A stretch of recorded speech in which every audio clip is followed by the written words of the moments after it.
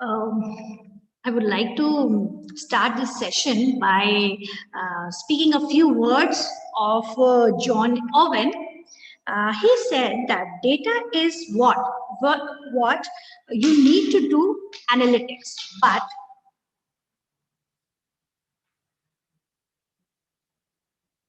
but information is what you need to do business. So I guess this is the right introduction of the topic which the resource person for the day, Mr. Hitesh Sethia, is going to take. Good morning, sir. Again. Good morning, ma'am. You are there. Good morning. Good morning so much.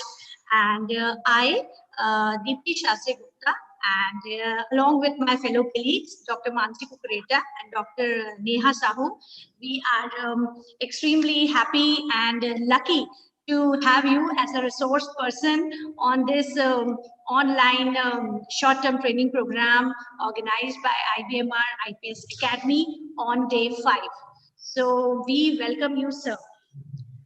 To begin our session, I would like to introduce our resource person to the our participants. So, Mr. Hitesh Sethia is a consultant and analyst from Stock Exchange Mumbai. He is also a passionate coach, entrepreneur, and mentor with an exemplary experience of more than 15 years in the field of finance and management. He has been directing various projects and consulting exercise for Indian and global stock, commodity and currency market participants, including exchanges, regulators, and other market intermediaries. He has also conducted several programs for many government bodies like Ministry of Finance, SEBI, Forward Market Commission, Economic Offences Wing, and Central Bureau of Investigation. He is also been a trainer for like several years for Indian and Global Exchange Association. So IBMR IPS Academy, once again, welcome you, sir. And participant, he is going to take session on derivative data analytics. Thank you so much, sir, for part of this training program. And over to you, sir. Thank you, Deepti madam, and thank you the entire team of IBMR for inviting me.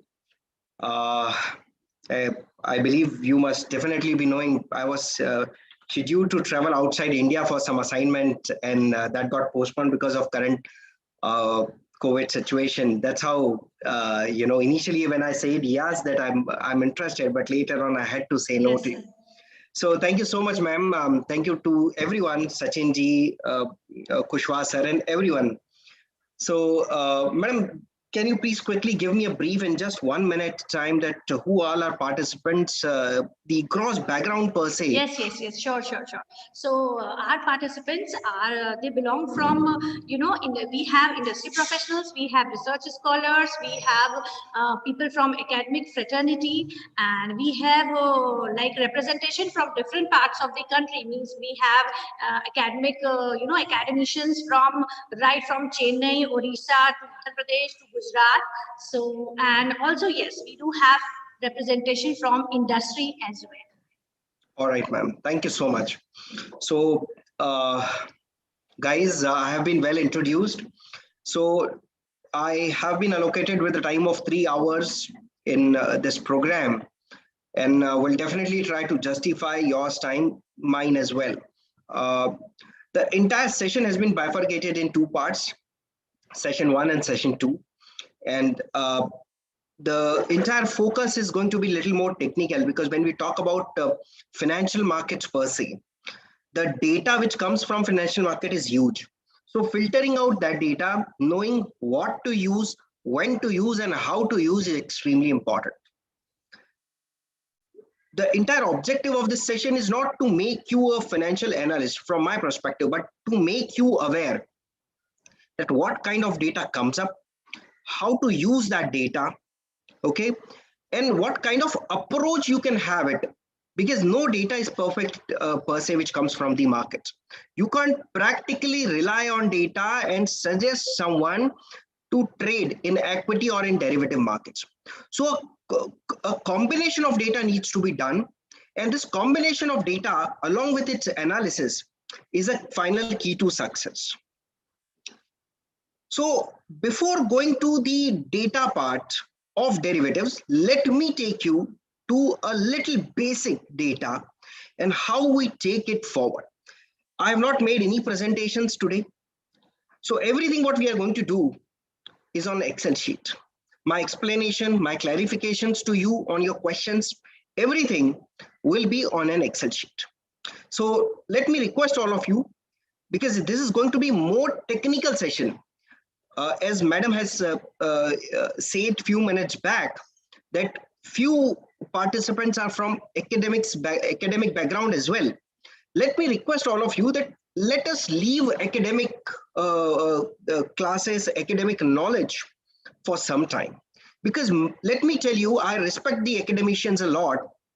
I myself is an academician at a lot of institutions, but let me honestly tell you, markets are beyond what is there in the books.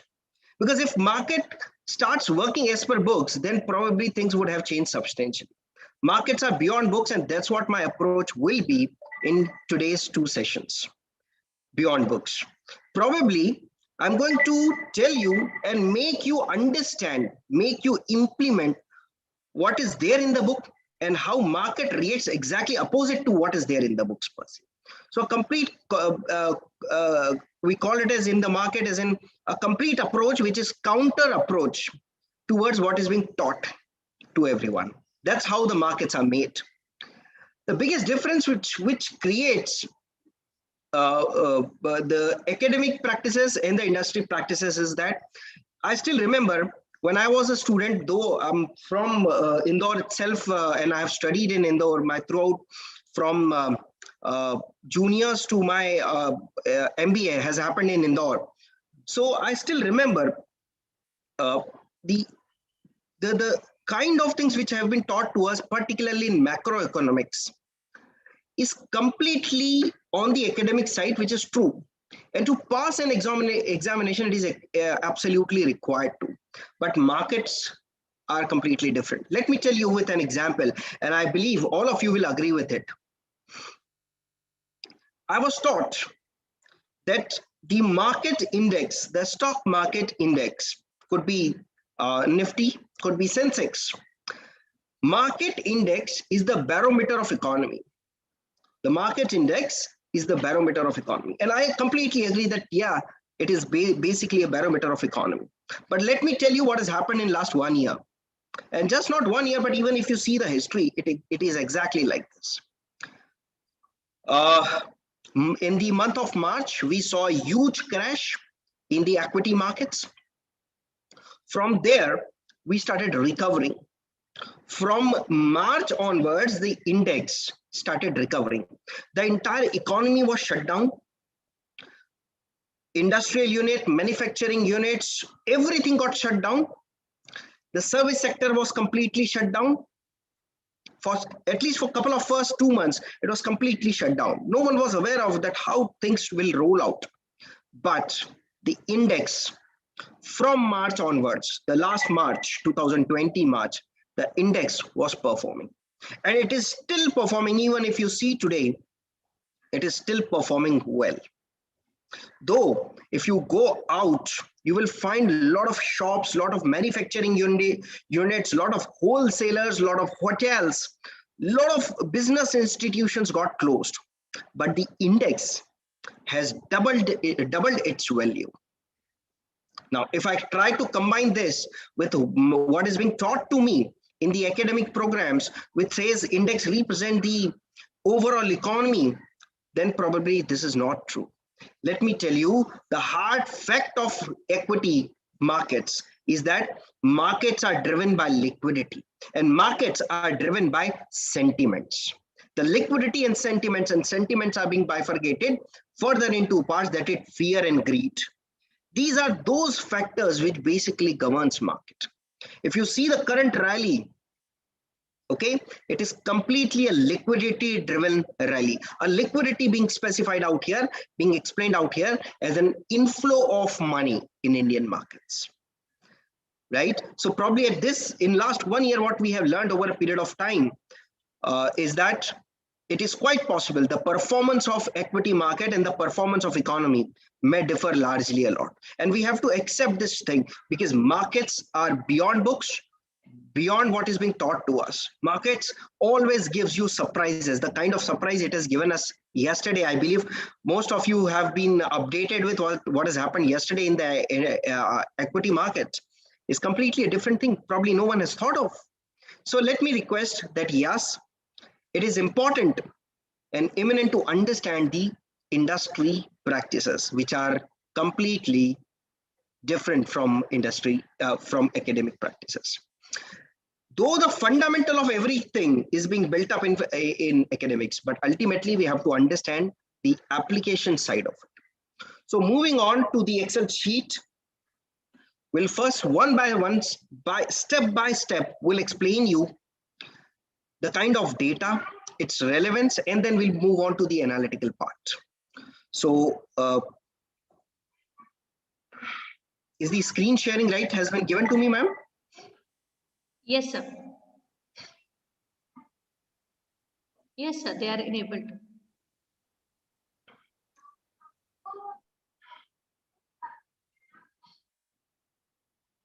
Madam, if you can just help me to know what is visible to you at this moment, madam. Yes, yes. The NSE website is visible, that page of nseindia.com. Right, ma'am. Thank you so much. So I believe all of you who are listening at this point in time can see the website, the NSE's homepage. It is. Just a moment. Let me.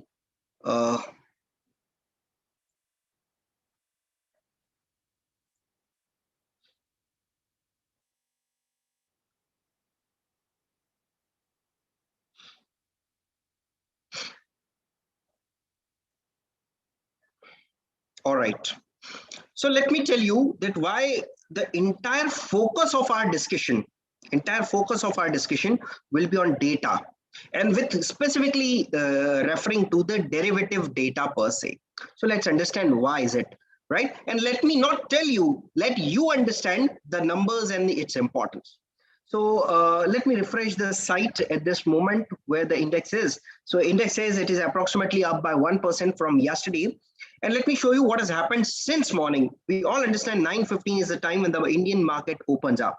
So I'll go to the products, I'll go to the equity side of it, and let us understand that what kind of turnover, what kind of level of transactions in value terms has happened so far in Indian equity markets. It says by 10:17 today, since 9:15 to 10:17, right? Approximately 1 hour, 2 minutes, a total turnover of 23,000 crores has been recorded. 23,000 crore of turnover has already happened. Now we have a 375 minutes of market from 9:15 to 3:30. In 1 hour of trading, 23,000 crore of turnover has already happened. But where it has happened in equity cash markets, which we call it a spot market, equity market, or cash market. The words are being used interchangeably these days. Okay, now let me take you to the another market segment. Okay, and let's understand what is the turnover out there. So I'll go back to the products and I'll go to equity derivatives. Let us understand the turnover. All right, and you will be surprised to know that the turnover which has happened, right, again from 9:15 to 10:18, right, so far in derivatives segment is 17,33,159 crores. 17,33,159 crores of turnover has happened, and it has happened in first 1 hour. Now understand the kind of comparison which I'm trying to communicate out here.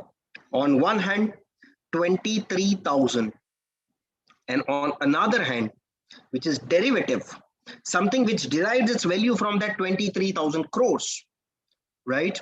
Okay, the turnover is 17,33,159 crores, which says that if you're still focusing more on equity cash markets, then probably, let me tell you, you're talking about just 2% of the total share of market turnover. If I combine the total turnover of equities and derivatives, and if you're still focusing on equity markets, then you're just talking about the total 2% of the turnover which happens. The rest 98% turnover happens in derivatives segment.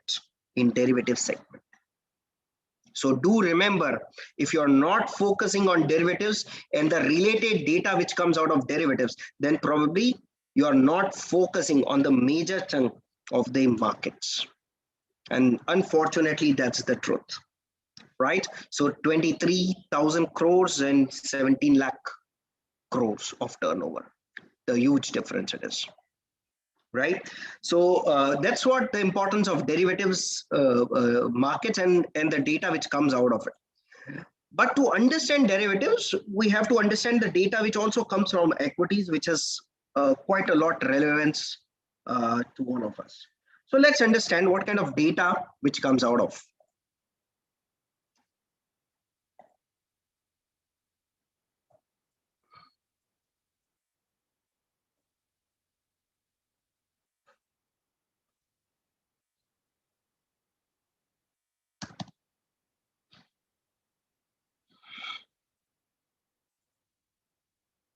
All right, so I believe my Excel sheet is visible to all of you. Okay, so let me first tell you the first data, which is price. The price, every day, there are 4 price parameters which comes up. Every day, there are 4 price parameters which comes up. Open, then you have high, low, and close. Open, high, low, and close. 4 important data points which comes up every single day for every single stock being listed. PSC has approximately 4,200 stocks. NSE has 1,300 plus stocks. Okay, so for every stock you get this data, right? What is open price? Okay, the first transaction price of the day, the first transaction price of a specific stock of a particular day, right, is considered as the open price. Now next is high, the highest price of the day. The lowest price is the low. Okay, and what is close price? Madam, is like any right being given to participants to speak out? Yes, sure. You can have a like interactive session with them. Right, ma'am. So let me quickly throw a question to you, to everyone. I mean to say, anyone who would like to answer can unmute himself and reply to me. What do you mean by a close price? Price at the end of the day, sir. Sir, let me request you if you can just tell your name first and then. Sir, this is Pujari Sudarshan Reddy from CMS Business School. Price at the end of the day. So at the end of the day means the closing time. All right. This is the closing price of the. Anyone else would like to add something to it? This is Dr. Prakash from Kanpur, Business School. So the closing price is nothing but the average price. Yes. After consolidating all the transactions, whatever happening after the. Sir, of the last half an hour. Of the last half an hour. That's right. So let me tell you, the open price is the first transaction price on the exchange platform of that particular day. But the close price, let me tell you, the close price of the day is not the price at 329.59. It is not the price at which the last transaction has happened. Okay, the close price is last 30 minutes. Last 30-minute weighted average price. Now, what do you mean by weighted average price? A weighted average price means every single transaction has been allocated with a weight to calculate the weighted average price. Now, what is that weight? right? That's nothing but the number of shares being traded. Absolutely right, ma'am. So the weight being assigned to every single price is the number of shares being traded at that particular price. So last half an hour weighted average price is basically the closing price. Okay, so do remember, it is little different.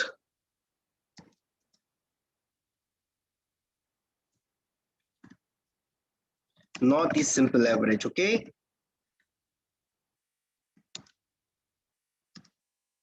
It is basically weighted average, right? Now, if I give you a system, please listen carefully. If I give you a system which is capable to capture, open, high, low, and close of every single stock. So it may give me an output at end of the day, As in, let's say a stock got opened up at 1000, made a high of 1050, made a low of 980, and finally closed at 1025. 1025, right? That means it opened up at 1000, made a high, went up during the day, it went up to an extent of 1050, went down to an extent of 980, but finally got closed at 1025. And this we called as bullish day, right? I'm using a little market oriented term, a bullish day. A bullish day defines that your closing price is higher than your opening price. Please do remember, closing price is higher than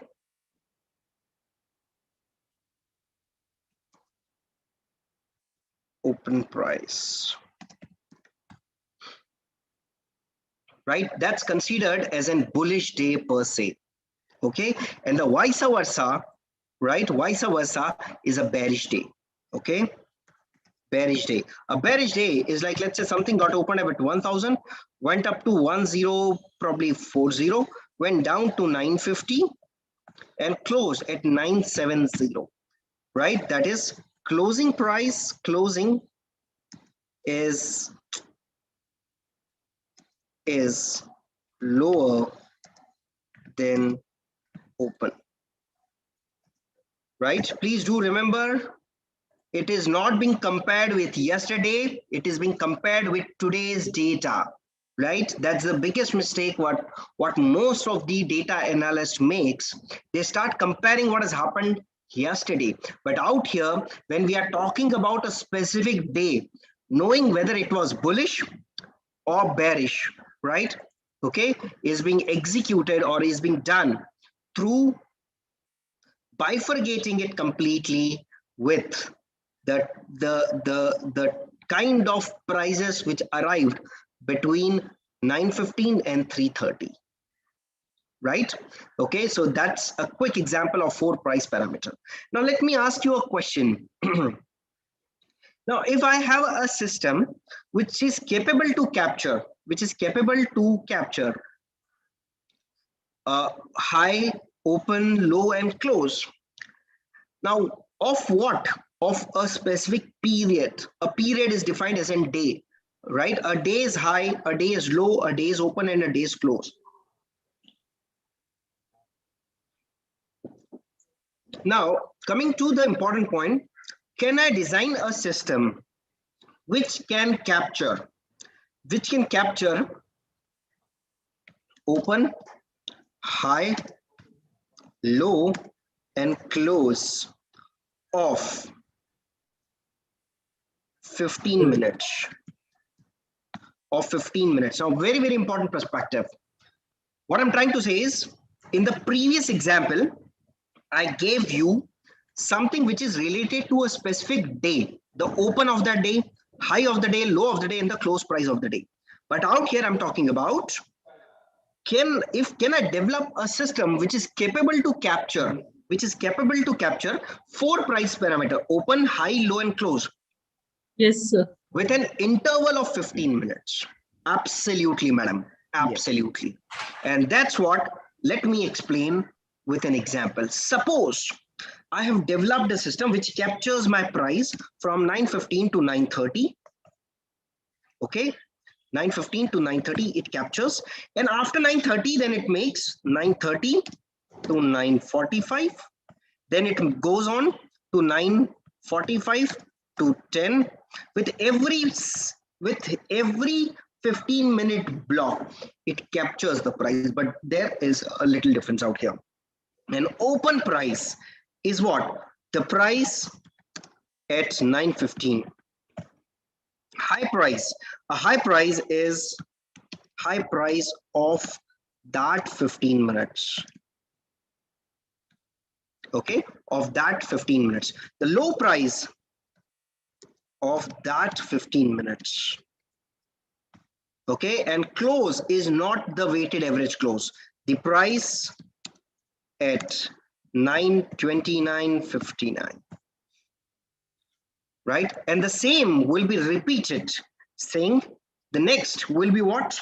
From 9:30 to 9:45. So the price, what is opening price of 9:30? Right, that's not the opening price of the stock, but the price, the price at 9:30. Right, the high price of that 15 minutes. So low price, and then at 9:44.59, and that's how it moves. So what I'm trying to say is I can even bifurcate data. In the stock market, that's the beauty, that I can even bifurcate a data with this concept. I can make the blocks of 15 minutes wherein I will get more data input in terms of open, high, low, and close. In fact, let me tell you, I can even make a 1 minute data, quite possible. O, H, L, and C. Open, high, low, and close, right? Okay, so for every single minute, it will draw a data. What?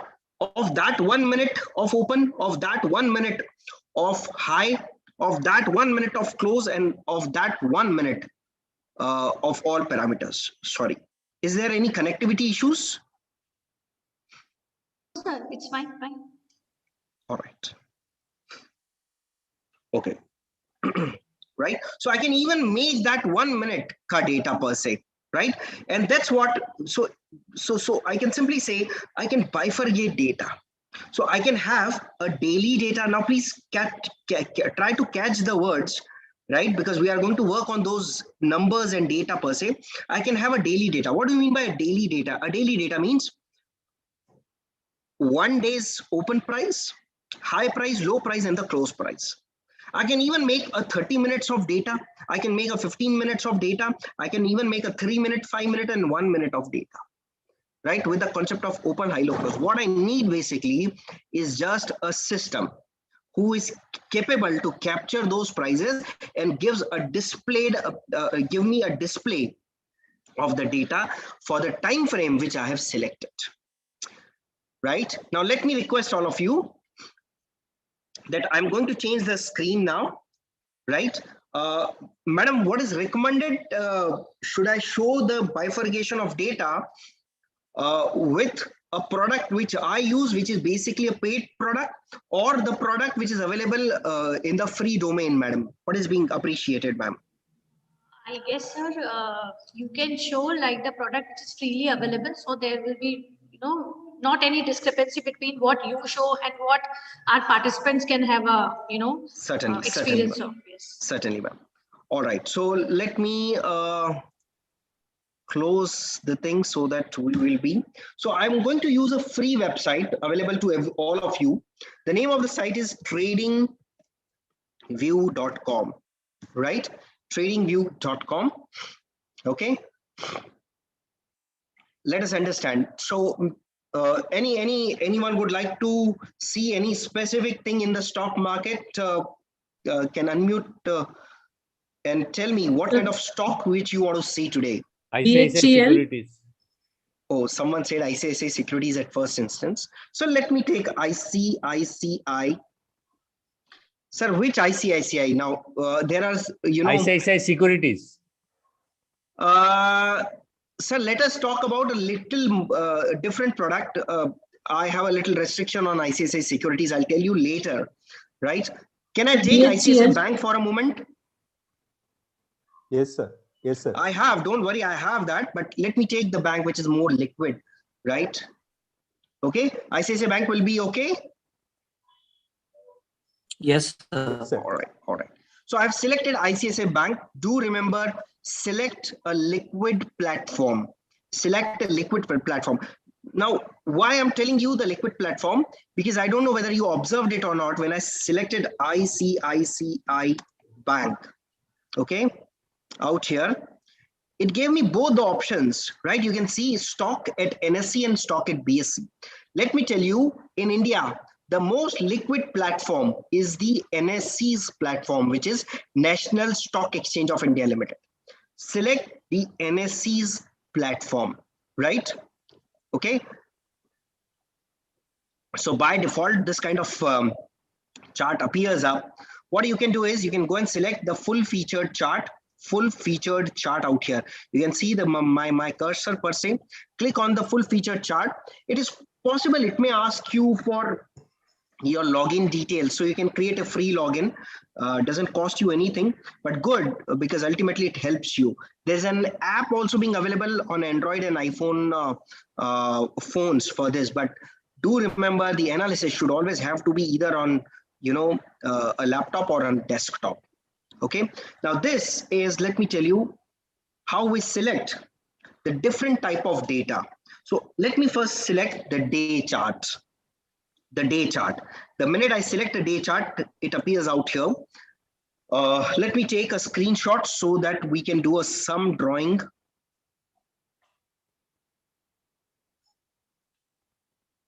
And Sir, investing.com is also showing the same kind of charts.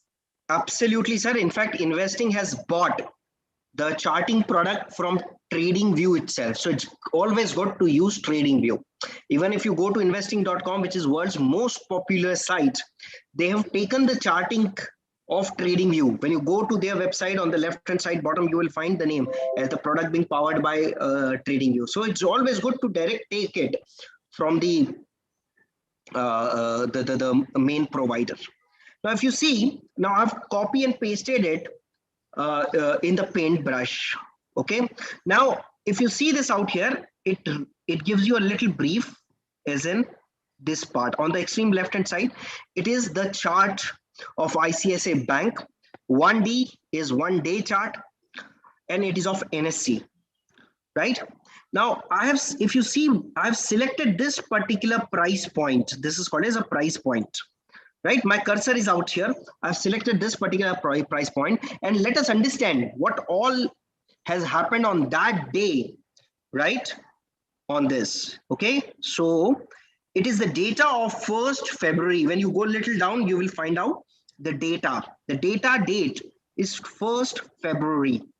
1st Feb, and you have price parameters out here, okay? Open, which is at 552. High price is 609. Low, which is L, being defined as L, 551. And the close price was 603.80. 603.80. It says the stock on the net value terms went up by 66.80. On that day, which you have selected using your cursor, it shows it has gone up by 66 rupees, 66 rupee 80 paisa, which is equals to 12.44% change. 12.44% change. Now, this change is related to yesterday's closing price, from yesterday till today. But if you see, it appears as a blue color bar out here, a blue color bar out here, right? Now let's understand what is that, this blue color bar, right? So on the chart itself, you will find two important bars. Number one, a blue color bar. Let me change the color.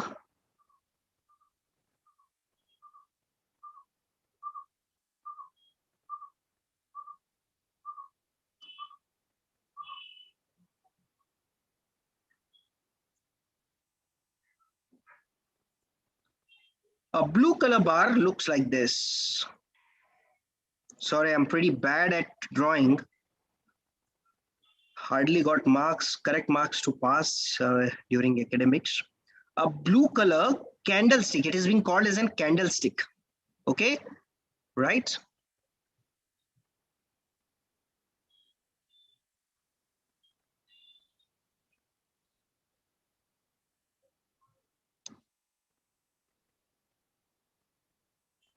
Right? It is called as a candlestick. Now, what is this candlestick? So if you see, there are three parts of this candlestick. The upper part is called as an upper shadow. Upper shadow. This is called as an upper shadow, US. Okay. The lower part is called as lower shadow. Okay. And this part is called as an body of the candlestick. Right? Okay. Now these are the names. Now let us understand what is important out here. The important part out here, that when you see a big blue color candle called as candle, you will find upper shadow, lower shadow, and the body of the candlestick. When you see a blue color candlestick on a chart, what it represents? It represents the bullish sentiments. Bullish sentiments. A bullish sentiments, which we just understood few minutes back, right? Defined as an out here, open, high, low, and close. Open, high, low, and close. Just have a look to it. That it opened up, went higher, even went down a little bit, but finally closed above. Finally closed above its opening price. Finally closed above its opening price, and that's how it has formed a blue color candle. A blue color candle is automatically being formed by the system when your closing price is greater than the opening price for the time frame which you have selected. I selected a time frame as in daily, right? You can see this out here, a daily time frame. I can change it to a 15-minute. I can change it to a 1 minute, 5 minute, or whatever time frame what I need. Same way, if you understand the red color, let's take this one. A red color candlestick. A red color candlestick has the same names, upper shadow, lower shadow, and the body, right? But it represents the bearish sentiments. A red color candlestick represents the bearish sentiments. So what do you mean by bearish sentiments? It's out here. That the closing price of the day is lower than the opening price. The closing price is lower than the opening price. And the best part is when you go and use this portal and when you just move your cursor, you will get the parameters out here on the extreme left hand side. So let's say I selected this one. So we have so many participants. Mr. Hemant Gupta, you're with me, sir? Mr. Hemandra Gupta. Yeah.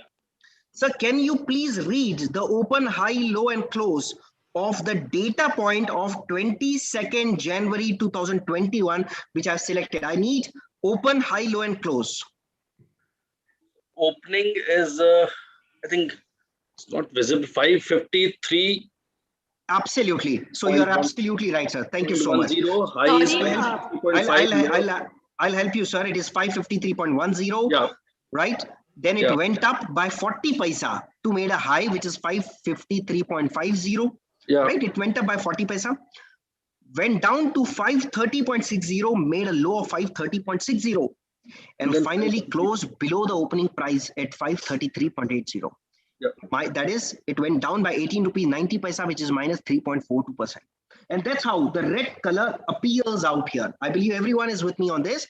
That red color, please, ma'am. Excuse me, sorry to interrupt you. Sir, is it possible for you to little zoom in the screen? Yeah. Yeah. That. Is this okay now? Yeah. So I am asking for the where the prices are written. No, ma'am, because it's a portal, so I can't change the portal. portal, Yeah, sure. Yes, there yes, has got been a it. lot of adjustment to be done. So for this, but what I can do is, let me help you, ma'am. If I select this, let me take a print shot, come to this part, Control V, and I think I can help you with zooming in.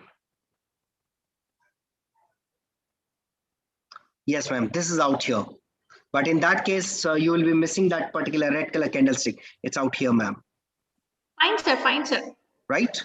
Okay. So 553, 553.50, 530 finally closed below the opening price. And that's how the color of the candlestick, which I selected, right, of 22nd January 2021 is in red.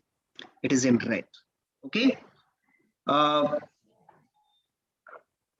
So I don't know whether what kind of color combination you prefer. People have their own preferences for color, so you can even change the colors per se. So fluorescent green, fluorescent orange, what kind of color you need, you can just go to the settings and change it. But yes, the market practice is to either change it to blue and red or green and red. One, it is basically same per se. Okay. Now let me change it to a 15-minute candlestick chart. Right? What is the name? 15-minute candlestick chart. So now I'm not required to develop any system. The systems are automatically being developed, and I can use those systems. Right? So let me use a 15-minute of chart, much more exhaustive. Okay, and let's understand. So if I move my cursor now, apart from the dates, I'm getting the time at the bottom. Right? Date के अलावा I'm actually getting the time at the bottom. Have a look to it. 10:45, 16 Feb. When I move one step ahead, 11:15, right? 11:30, this 11:15, 11:45. I'm so sorry. Yeah, out here. Okay, you can see this 9:45, right? 10 o'clock, 10:15. With every 15 minute, right? We had a lot of things coming up. With every 15 minutes. What all those things coming up? Open of that 15 minutes, high, low, and close. An absolute net open, net high, net low, net close of that 15 minutes. And I can even do an analysis on this. I can just simply go and do my analysis. Seems like on 20th Feb, the prices were close for ICICI Bank were close to 517 and went up to 678, and then finally, now this is little exuberant. If you see this out here, this was yesterday's data. We all know that yesterday there was a technical error on one of the exchange platform, and that's how this was the data of 3:30 because markets were open even after that. So that in those first 15 minutes of trading, what all has happened is being captured by this, and you can see the open, high, low, close of that particular time frame.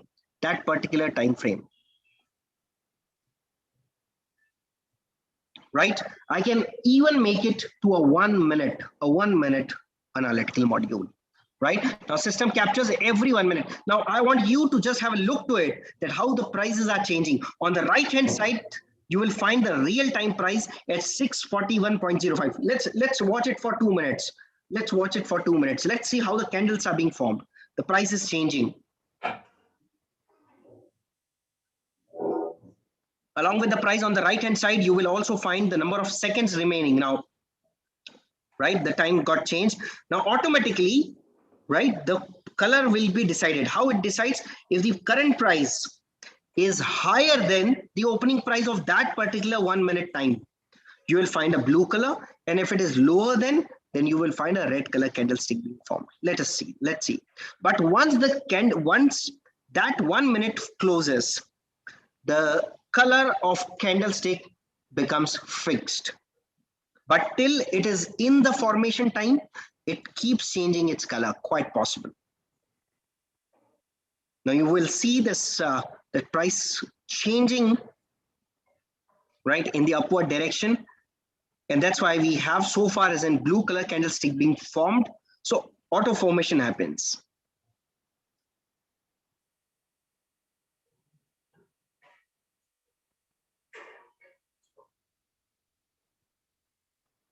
Now, automatically the next candlestick is being formed after that, right? Okay, so if I can just go and click, keep my cursor out there, it talks about that 1 minute between 10:49 to 10:50 is being captured, and you on the extreme left hand side top, you will find the price. The open price of that 1 minute was 641.05, high price was 641.40, low price was 640.95, and the close was 641.35. Because the closing price was higher, okay, than the opening price, that's why you had a blue color candlestick. Now, at this moment, it is trying to form a red color candlestick. So that's how the entire data is being combined. You can have a 1 minute data frequency, you can have a 5 minute, 15 minute, 30 minute, hourly, daily. In fact, you can even make a weekly and a monthly frequency. Let me show you. See this one. This is the weekly frequency of the data. Weekly frequency. What do you mean by a weekly frequency? Let's understand. Let me select this. Now, which day? 1st December 2020. 1st December 2020, right? And the next candle is of 7th December. So one candlestick in a weekly chart frequency, right, covers up 7 days of data. 7 days of data. Okay, then if I move, it is of 14th December, then I further move on, it is of 21st December, right? So with every step, I have a 7 days ka gap, and I can see historically how the prices have performed from 1999, when the price of the stock was close to 7 rupees. Now it is at 640 rupees for ICICI Bank. Just to give you a brief of monthly data, you may select an M out here, and shows that every month, right, what has overall happened, right? If you just keep your cursor out here, 1st December 2015, then you have Jan, then you have Feb. So 1 month of open, high, low, and close is being captured out here, right, everyone? So that's how the data of price comes up. Now, I can have the data of anything. I can have it of futures, I can have it of options, I can have it of equity cash, I can have it of commodities, I can have it of currencies as well. So I'll devote a couple of more minutes just to show you the data, which is all available out here. So let me show you the price of gold in India, right? The historical. So it's out here, gold. That's how it is reacting. Right, we saw a huge rally during lockdown period, right? And after it reached, the price reached close to 56,500 and so on and so forth, the price started coming down. Now it is at 46,511, right? So you may see, when you can just keep your cursor and find out the price of the gold of that particular day. And let me tell you, you can make an argument by seeing the correct price of gold out here. You can even make an argument with your jeweler that why he's charging so high when he's trying to sell, or why he's paying you less when you know, when you are doing a reverse transaction. Okay, so that's how the entire set of gold. If you want to do any kind of research on USD INR, even that is being available. USD INR dollar rupee rate. Sir? Yeah, please, ma'am. Sir, this 16.35.58, which is continuously moving, it's a time below 72.3700. Can you please repeat your question? Madam, can you please repeat your question? Sir, it is 16.35.45. It's going, it's decreasing, I think. So what is this? Yeah, it is decreasing. It says the next candlestick will be formed after 16 hours, 35 minutes and 35 seconds. Okay, this is time moving, no? Yes, ma'am. Yes. Okay, sir. Okay, right? Thank you, sir. Yeah, the time remaining for the next candlestick to be formed. Okay, let me show you with some more numbers. You may see this out here on 1 minute chart quite better. So 13 seconds remaining, ma'am. You can see the price is 327. That the price of Tata Motors. 8 seconds remaining. 7, 6, 5, 4, 3, 2, 1. Yeah, and now the next candle. Now you can see the next candle being formed. Now the further next candle will be formed after 55 seconds, 54 now. Right, ma'am? Yes, sir. Yes, sir. All right. So moving back, so you can check USD INR, you can check any single thing which is being available, right? Any single thing in the world. If you want to check for crude oil international prices, that's also being available. WTI crude oil prices. I believe you all must be knowing that last year in the month of April, we saw a negative pricing of crude oil, which has happened out here close, 20th April, right? And since then, the prices are continuously increasing, right? Right now it is at $63.24 per barrel, right? So that's the price and the frequency of data which comes with reference to price, which you can bifurcate for your convenience as in daily, weekly, monthly, hourly, 15 minutes, 5 minutes, 10 minutes, so on and so forth. However, this portal never gives you an access directly of data. It only gives you a representation of data in terms of a chart. But there are different portals being available, which even gives you the data, right? Which even gives you the data directly on your Excel sheet, right? So let me quickly, in 1 minute time, also show you that. Now, I'm not recommending you anything which is paid in nature, which is, for which you have to pay, right? But something which I prefer to use is now in front of you. It is basically paid products, okay? And I can simply select any data, anything kind of, right? I can even select a 1 minute data. Let's say I want to do it for a week time, right? So every 1 minute I have, and I can just simply post this in an Excel sheet. I can just click and save the entire data, what is available, right? Just in an Excel sheet. So such kind of portals being available, which even gives you directly the access of data rather than the representation of charts. So you, whatever way you're more comfortable with, whether you're more comfortable with Excel, you're more comfortable by looking at charts. Can you say the site name, please, which gives the data? Sir, this is basically a product. The name of the product is Market View Terminal of Ticker Plant. Okay. Market View Terminal of Ticker Plant. Market View Terminal. Okay, it's a paid product, sir. So I'll tell you the structure. That's for everyone, I believe. Now, the data of price, the price data belongs to the exchange. Let me tell you, the data belongs to the exchange, and exchange sells that data, right? The data is not available at free of cost. Exchange sells that data. And it's a super big business of the exchange. Now, when you see, let's say CNBC TV 18 or any financial news channel, okay, you find ticker boards. आप वो screen के नीचे ticker boards देखते होंगे जहाँ पे price आता है. Even the media companies have to buy the data, because data किसका है? That data belongs to the exchange and exchange sells that data. So whether you go to investing.com, tradingview.com, these guys actually buy that data from the exchange. You have definitely heard about Bloomberg, right? So they are Bloomberg, Reuters, Thomson Reuters, and this one, which is Market View Terminal. All this, right, are called as data vendors of the exchange. So what they do is they buy data in bulk from the exchange, and then they sell that data in terms of charts, in terms of direct data in an Excel sheet kind, right? So, and for more details, you can go to nseindia.com, go to their data policy. You can go to the data policy and refer it out there. So these are data vendors. So one of the data vendors is Ticker Plant Market View, and the product name is Market View Terminal, right? Okay, because Bloomberg cost a bomb. I believe आप सभी को पता होगा.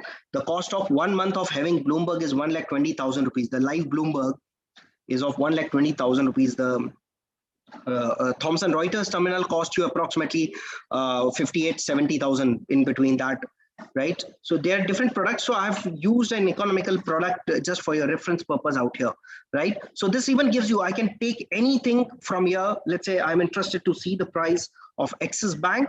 I selected the Axis Bank. I want a 15-minute of frequency of the data, right? Of the last 1 week. I can select it 1 week, 1 month, whatever time frame I want, right? I can even have it of, let's say, 1 year, right? Okay. What I can do is I can just simply go and click out here, right? And my entire data of Axis Bank, right, of with a frequency of 15 minutes is being transposed, right, in an Excel sheet. Let me show you just for your reference purpose. I exported that. It has gone. It's out here now. Axis Bank in front of you. I exported, and you can see the data, right? Date, the time, right? The time and the open, high, low, and close, right, is being available, right? So let me tell you, I'm not connected with them, so don't think that I'm, promoting their product or something, but just telling you because data, particularly for your research, is extremely important.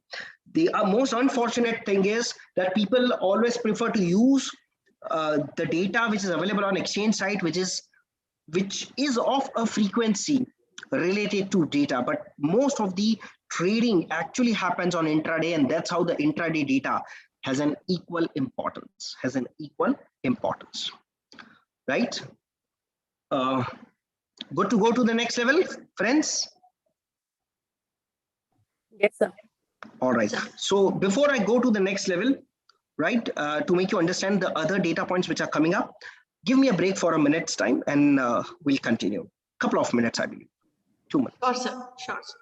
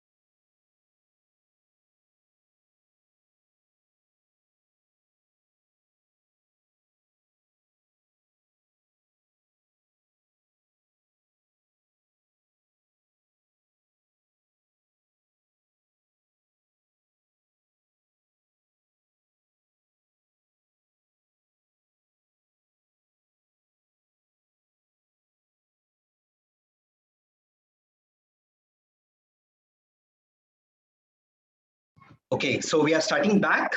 The next important data point which I want to explain you is volume. Volume, right? The volume is the number of shares being traded. Hitesh sir, sorry Yeah, to interrupt you again. I think a participant named Nidhi. Nidhi ma'am is having some query because he has written some query in the chat box. So Nidhi ma'am, just a moment. Let me check, ma'am. Yeah, it is just a request. If the Excel sheet information of bullish and bearish can be explained again quickly before we move forward. Also, what's high frequency data? How is it used in research? Because I came across to know few research paper projects. All right, ma'am. So let me repeat.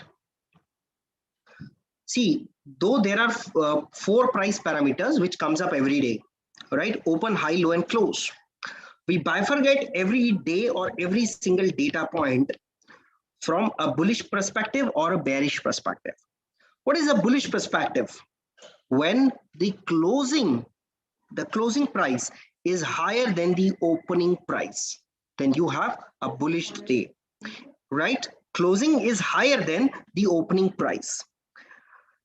The bearish is defined as the closing price is less than the opening price, right? That is the bearish day, right? So 2 important things. So we are not considering out here as an high low. We are just comparing open and close. When close is greater than the open, it is bullish. When close is lower than the open, it is bearish. Okay. The next question from your side was, what's high frequency data? How it is being used in research, because I came across few research papers. Ma'am, just to tell you what is, just to make everyone understand, if you can just see me, the time being taken by me, quiet, sorry. So the time being taken by me to blink my eyes, that's it. In that time frame, probably exchange might have transacted 10,000 trades. 10,000 trades might have happened. That's the frequency of the exchange trading engine. Now the problem is the applications, the softwares, which are data vendor software like Ticker Plant, Bloomberg, or what all and whatnot, are not capable, are really not capable to give you a display of every single data point which got transacted, right? Okay. Why? Because the frequency of that data being published is extremely high, extremely high. सोचिए अगर in a microsecond, if 10,000 trades can happen, now think about the kind of volumes, all right, the kind of transactions which happens on the exchange platform. Now it is really not possible for any system except exchange systems to capture that data, right? But exchange even has that high frequency data, To get that data, to get the access of that data, there is a concept which is called as co-location. Co-location means you have to buy a server, a high frequency server, and you have to keep your server not at your location, but you have to keep your server to capture prices next to the exchange server, right? It is called as co-locating your server in the exchange building, right? In that sense,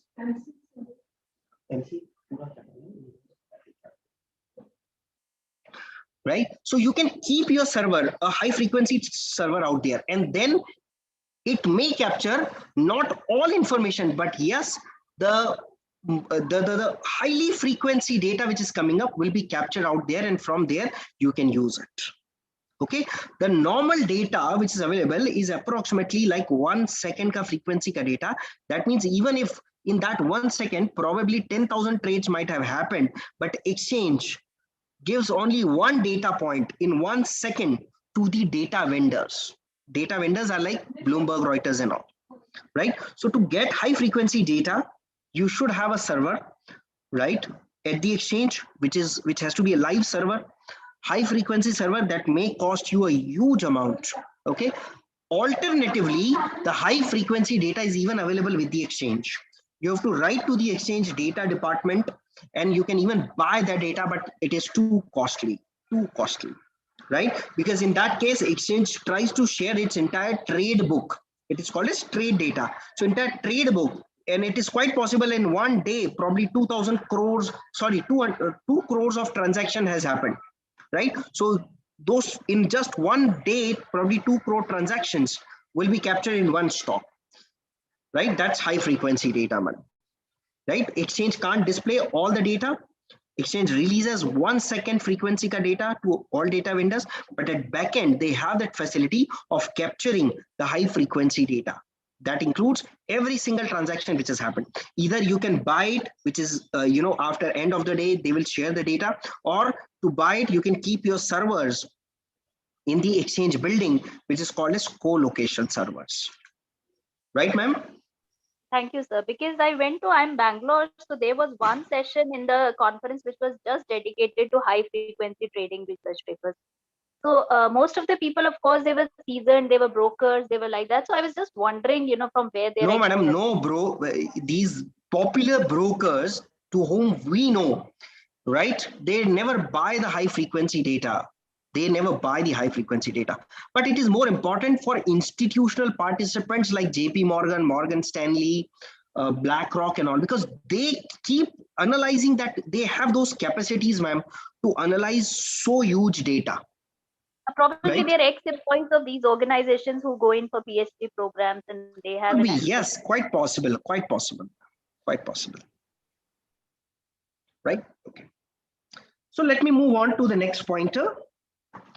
So because what is happening, let me request all of you, I'm more happy if you can just give me a tinkle when you keep up or when you post your question in the chat box, because I'm working on a Excel sheet, and my complete focus is on Excel sheet. So probably it's possible I might have missed a few of your questions. So you can just unmute yourself and tell me your question, or you can just tell me that I need to check the sure, sir. The Q&A box per se. Now, what is volume? So let's understand what exactly the volumes is. Suppose there are two market participants. Let us first understand two market participant based volume, A and B, right? Mr. A has bought 100 shares, right? Bought, okay? From Mr. B, that means 100 shares being sold, right, by B. Done? Just a moment. Done? Yeah, okay. Yeah, so 100 shares being bought, 100 shares being sold. Okay, suppose this is the first transaction on the exchange platform for that day, right? That is at 9:15, the first transaction happens as 100 shares being bought, 100 shares being sold. Immediately, the volume on the exchange will talk about 100 shares being transacted. 100 shares being transacted at that particular point. Now, suppose after this, C enters. Now, C buys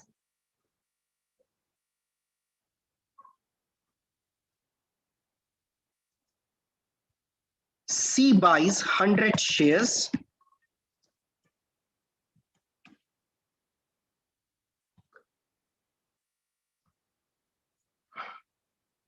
from G in the second transaction, okay?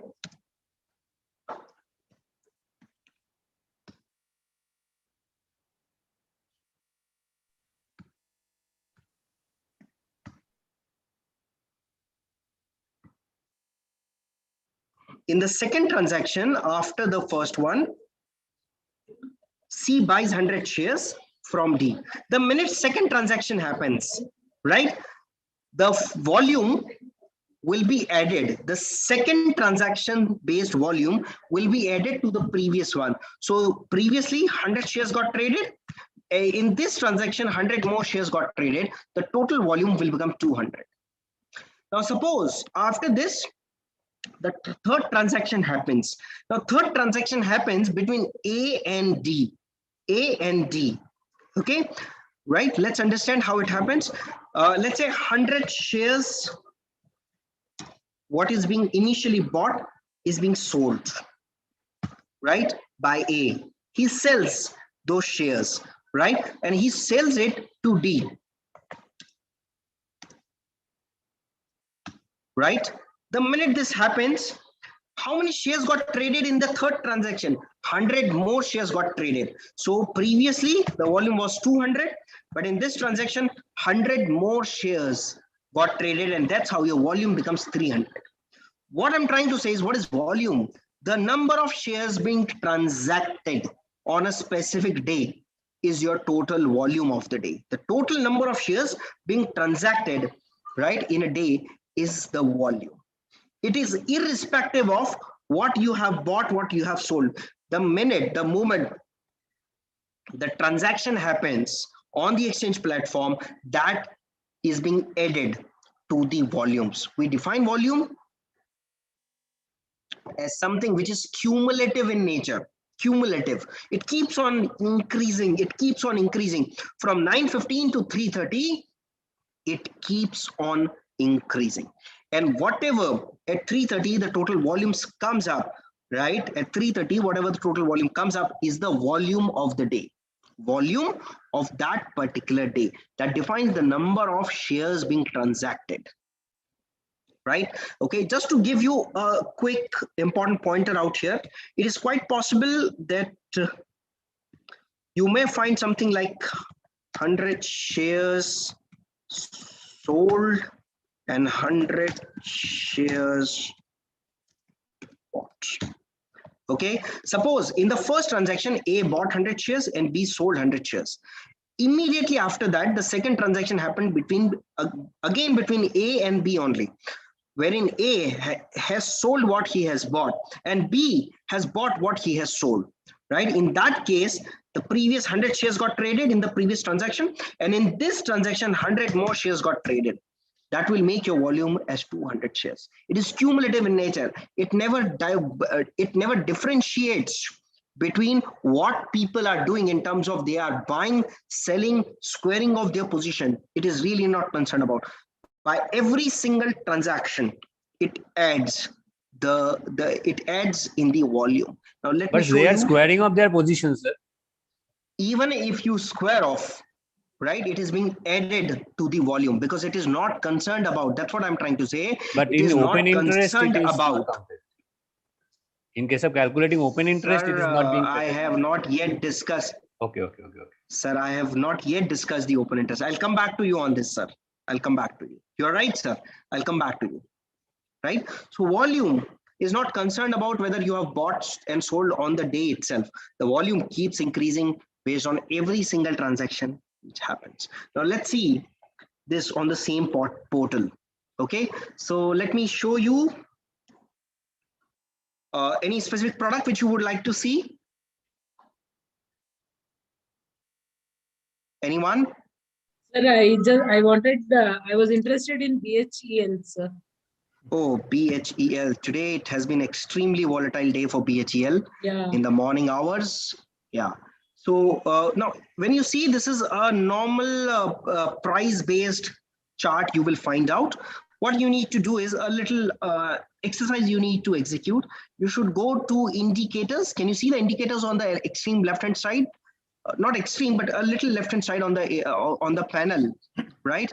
Click on that panel, right? And search box opens up. Volumes. When you select volume, select the just volume word, nothing else. Okay, select the volume and close this window. Right? Down there, right? The bars will appear. These bars are volume bars. And out here, you can just have a look to it. Out here on the left-hand side, right? Where my cursor is the volume of that particular day, Have a look to it, volume. If I move my cursor, you can see on the extreme left-hand side, 42 million shares got traded, 68 million shares got traded. Out here, 154 million shares got traded, right? Again, 154 million shares got traded on that specific day. Now, the best part is, I can even bifurcate this volume in terms of time. Same way, I can select a 15-minute of time frame. Now, what it does is in that time frame of 15 minutes, what kind of shares got transacted is being accounted, right? So in that 15 minutes, if I just keep my cursor out here, in that 15 minutes, okay, 38.282 million shares got transacted in that 15 minutes of time, right? After that, that says, you know what it says is, it says the concentration of trading activity is defined through volumes. You can just scroll and see the concentration of trading volumes at different price points, at different price point. Just have a look to it. See this one. So much of liquidity out here. Let me zoom it for you. Have a look to this particular point. Wow. If you see at this particular price, 30 million shares got traded. 30 million shares got traded. Right? Okay. And you can just see at a lot of price points, those price points wherein excessive volumes is being transacted. Those price points wherein excessive volumes are being transacted is a very, very important price point. How to use it will be a later part. But do remember all those important points wherein the concentration of trading activity is quite higher. Mark my words, it is a very, very important price point. Let me give you an example of Reliance itself out here. Have a look to it. See this one. When it dropped, please have a look to it. When it dropped, okay, the highest concentration happened at the lowest price. The highest concentration of volume happened at the lowest price, right? We'll make an interpretation of this later in the second half, but let me tell you, the highest concentration of activity is on the lowest price point. Same way, it is quite possible. Let me show you. On a daily chart, you can even refer to it. So volume is a paid service for them? No, sir. It's a free service, sir. No, they're saying it's paid service. A 30-day trial is given. Sir, I think it is asking you for your registration with your Gmail account. That's it. No, still it is asking 30-day free trial. Or after that says paid service. Sir, have you opted for that premium version or something? No, because when I'm looking for volume and clicking on them, it is asking, it's giving the option, but it's giving 30-day free trial. Thereafter, you have to pay for it. Sir, give an okay to it. No worries. No, let me tell you, you know, whatever I am showing it to you so far is completely free, right? Even I am using a free version, right? Sir, I just wanted to ask one question. Please. Sir, this volume bar, green and this red one is showing the delivery or the buying or selling? Oh, so sir, this is how I personally love to teach the things related. So let's check this out, sir. Let's check this out. Out here, it was a green color bar, right, sir? Right, sir. Okay, the selected data point. Yeah. And prior to that, three different. Prior to that, two more volume bars are green color. And if you check, the same color appears on the price. And this is a daily candle you're showing? Sir, you may check it on the extreme left-hand side. It is volume of daily, sir. Okay, sir. Okay. The previous example which I quoted is of 15 minutes, but now it is daily, right? Okay. Have a look to it. A blue color bar, right, is being represented with a green color bar in the volume side, sir. A red is being represented as in red, sir. So right, can't we, so can't we bifurcate delivery out of this, sir? Sir, we'll discuss it after 2 minutes, sir. Okay. No Yeah. problem. No Right. Okay. Is the volume okay with you all? I'm not talking about so far about how to use it for analysis, but it is imminent to understand what kind of data which comes up. So I can even bifurcate volumes on time frame. I can even bifurcate volumes on time frame per se. Okay. Now let me move on to the next important pointer. And which type of candlestick we are using? Because this is what was the name of that? Because a lot of candlesticks are shown there. Oh, click out here. Simple candles. Sir. Okay, fine. Take. Okay, fine. Right. Okay. It's good when you do it with me. So, in case if you have any difficulty, you can even ask it over straight away over the Zoom call itself. Okay. You may get a green and a red color kind of. I'm not very comfortable with that color, so I've little changed it. So you can even do it. There is the settings button on the chart properties on the right hand side of the chart. Okay. You may change the preferred color. Now let me move on to a very important pointer, which will combine with price analysis can give you a magical trade per se, right? So the data point so far we understood is price, now volume, right? And now I'll move on to the next is delivery data. Excuse me, sir. Yeah, ma'am. Sir, in this example where you have shown that A has purchased 100 shares and B has sold 100 shares, and in the next transaction, A sold 100 shares and B bought 100 shares, the total volume is 200 consolidated. That's right, ma'am. Yes, sir, madam. It is cumulative in nature, madam. Sir, it should not be 400. Once 100 shares are bought, 100 shares. Very good perspective, madam. So I forgot to mention this. Do remember, exchange always talks from his perspective. Who displays volumes to us? It is exchange. So you know what exchange says? Exchange says on my platform in the first transaction, 100 shares got transacted. Do you agree with me on this, madam? Yes, sir. Yes, sir. However, if you approach individual people like A and B, A will say 100 shares. I have traded. B says that he has traded 100 shares, right? So if you talk from individual perspective, it is 200 shares. But because volume belongs to the exchange, exchange says on my platform, only 100 shares got transacted in the first transaction. And again, 100 more shares got transacted when the second transaction has happened. So in total, 200 shares has been transacted so far from the exchange perspective. But from individual's perspective, you're right, ma'am. Right? If you talk from an individual perspective, total 200 shares because someone has bought, someone has sold. So we think from an individual perspective, and that's how we say 200 shares. But do remember, volume is always single-sided, madam. Single-sided. Okay. But cumulative in nature. Very, very good question, ma'am.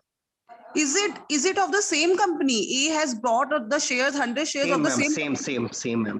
Okay. Yeah. Yes, sir. Because the volume in a different company will differ, ma'am. Okay, yes, sir. Right? Fine, sir. Okay. So I'm now taking up the next example, little technical example. I want all of you to concentrate out here. 9:15 a.m. Same way, let's say.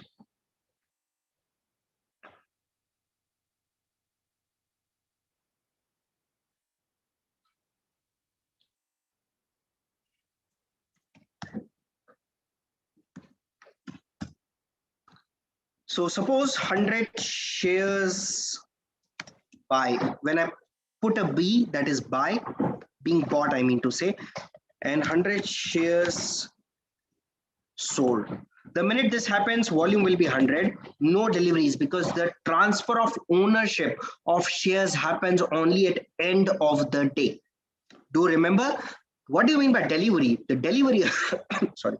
The delivery of shares refers out here as the transfer of ownership of shares. Now, suppose this example is of an illiquid stock, right? But the rule applies everywhere exactly the same way, what we are discussing. So 100 shares being transacted between A and B, right? A bought 100, B sold 100 shares. The minute this happens, the volume will display 100. Now, suppose for a minute, no transaction has happened in this. No transaction happens out here. No transaction after this. This is the only transaction which has happened, right? At 3:30, market closes. At 3:30, Market closes. When market closes, exchange will generate a delivery report. Exchange will generate a delivery report. What is the delivery report? In delivery report, it specifies that B has to give 100 shares to A in a time frame of T plus 2. We all understand? T plus 2 is the settlement cycle on the exchange platform.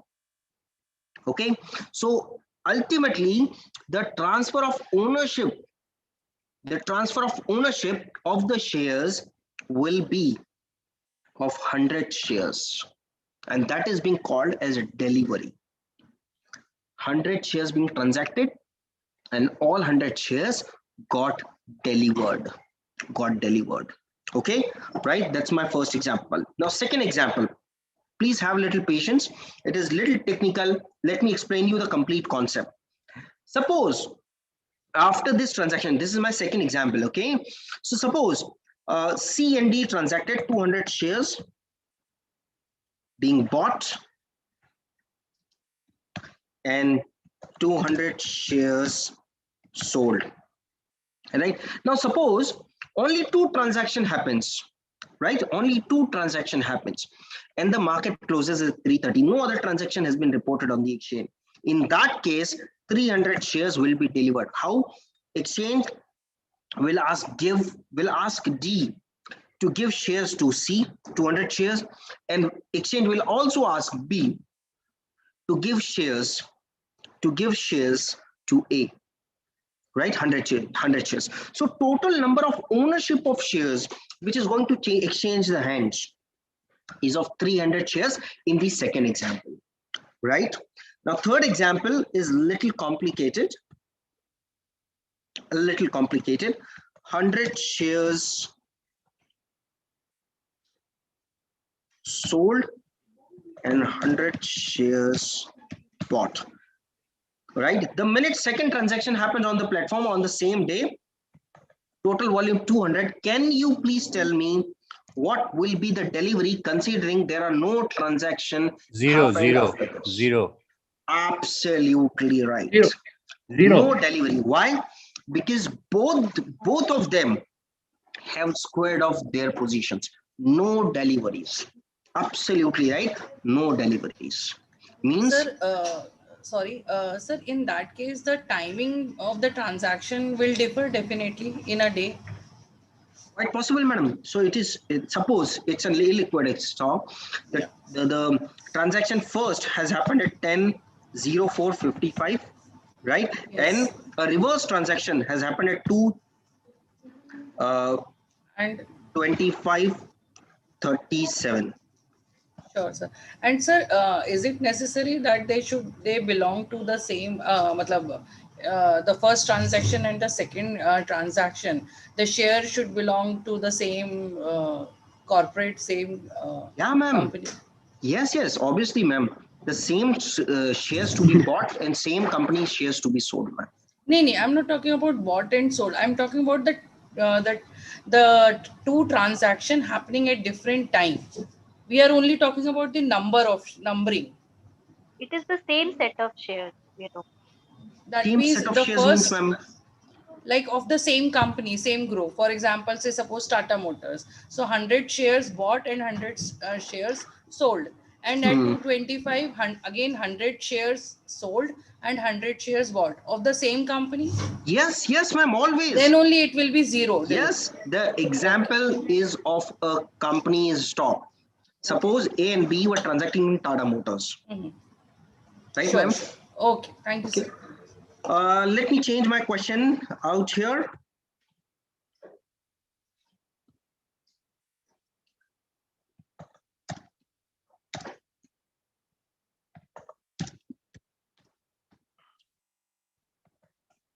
Please tell me the delivery.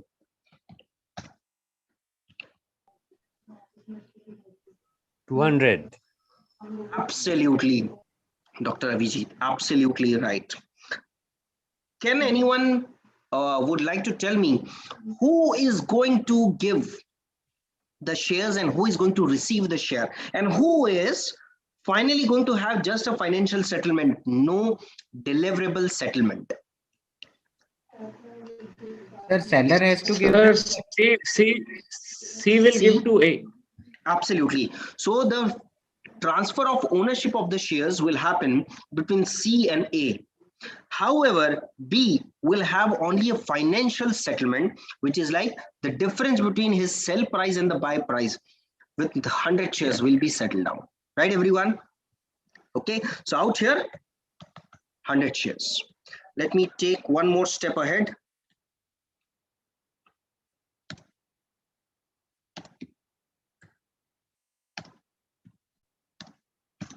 Can you please help me with this? What will be the volume? Anyone? 150. 150, absolutely. Delivery? 150 only. 150. Sorry, I missed it. 150. Check it once again, sir. No, sir, not 150. B and C, they square up their position. Oh, no, 100 only. That's the right one, sir. So let me explain, right? At end of the day, what is the outstanding position? Open position, I mean to say. C will say, I have sold 100 shares, so I have to give delivery, right? Now, calculate the B's position. He has initially sold 100 shares, but he has bought 50 shares. So what is his net position? Can I say 50 sold? Yes or no? Yes, sir. Yes, sir. Right? So what exchange will do? Exchange will collect total 100 shares.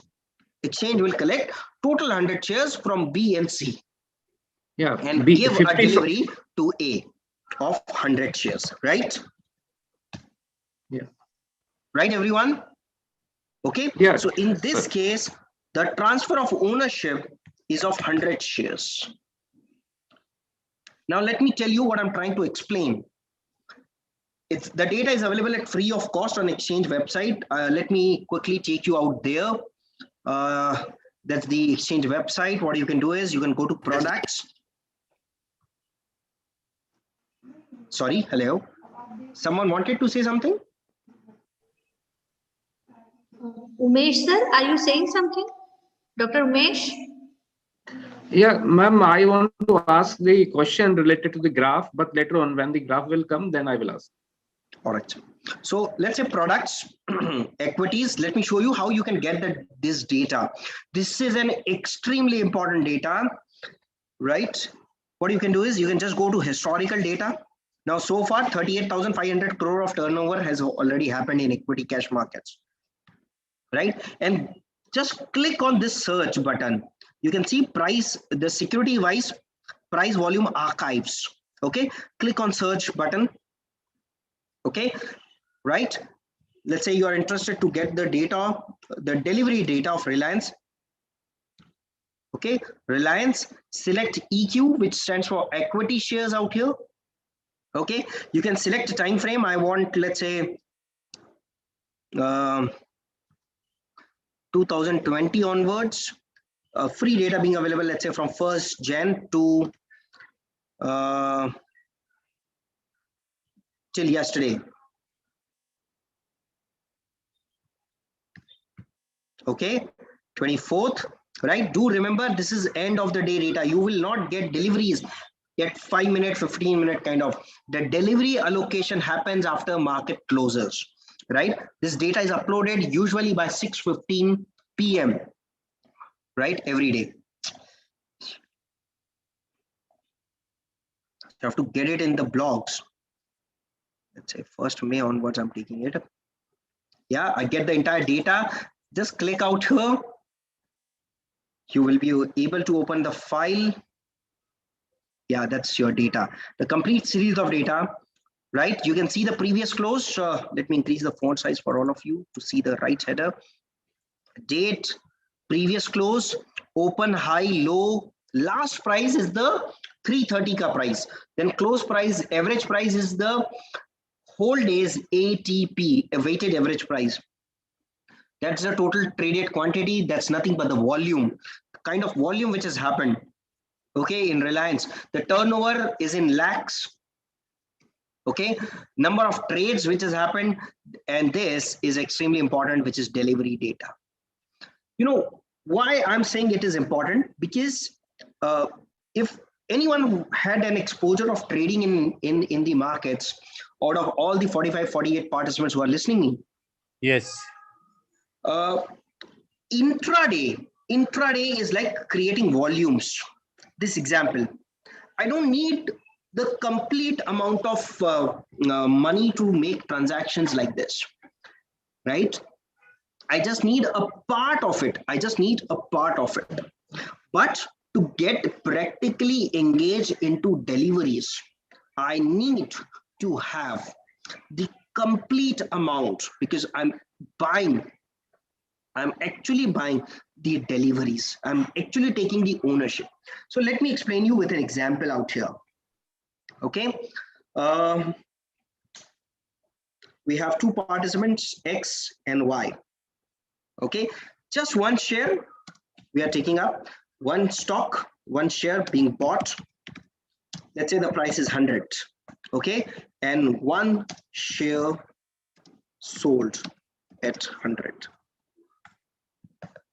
Right? The volume will be 100. Right? Sorry. The volume will be 1. I'm so sorry. The volume will be 1. Okay. Because one share got transacted. Now, what kind of capital engagement, right, happens out here? Right? We need to understand. Now, suppose this transaction has been reversed. One share sold, right? And one share bought. Right? The volume will be 2 after the second transaction. But you know what happens is, if you have transacted for 100 rupees, probably just 20% of it, approximately, is the amount required to make this transaction, which is defined as an intraday transaction. Right? It is called as margin. Right? The margin amount is required when you create an intraday transaction. So people who are generating volumes on the exchange platforms, right, might be just paying a part, right, a part of the total value of the transaction. Right? It ranges from 12.5% to some extent. So I'm just taking up a round figure that the margin required is 20% for making this transaction to happen. So I don't need 100 shares. Even if I'm putting a buy order to buy, I don't require 100 rupees. I just need 20 rupees. If suppose, if I'm Mr. X and I want to buy one stock, which is being priced at 100 rupees, right? I am not going to pay 100 rupees to my broker or to the exchange. I just need the amount, which is the margin amount. Approximately, in my example, I'm taking up as in 20 rupees.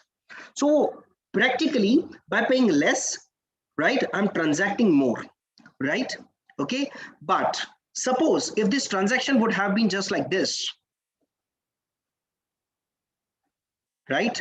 Just like this, right? You know what will happen? The exchange will say that Y has to give delivery. Y has to give delivery of one share, and X has to pay 100 rupees. INR 100. Now, my question is, which engages you more, what engages you more in terms of capital? The capital engagement is always higher in one. In example 2, which is delivery. Absolutely right, doctor. Absolutely right. Because let me tell you one sentence in Hindi. पैसा कहाँ लगता है? अगर आपको ये पता है, right?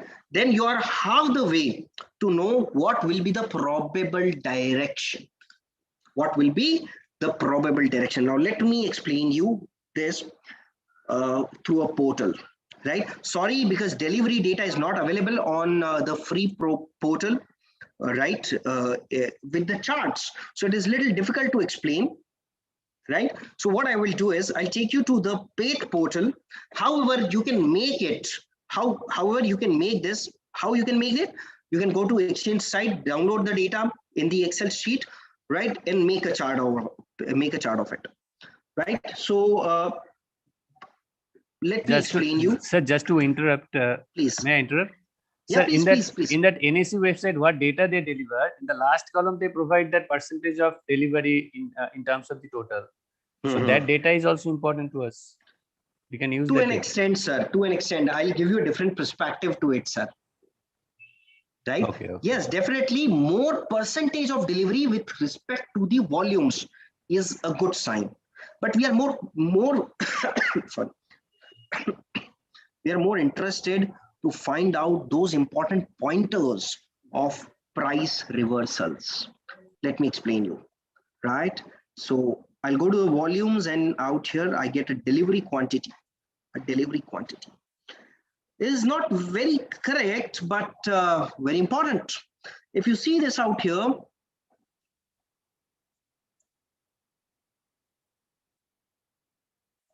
there has been a lot of concentration of delivery which has happened, right, at this price point, and again at this price point. Can you see this? Right, the delivery data is quite good out here. Have a look to it. I'll show you a lot of price pointers. Okay, a lot of price pointers related to it. Okay, just a moment. Let me change my cursor mode. Please bear it.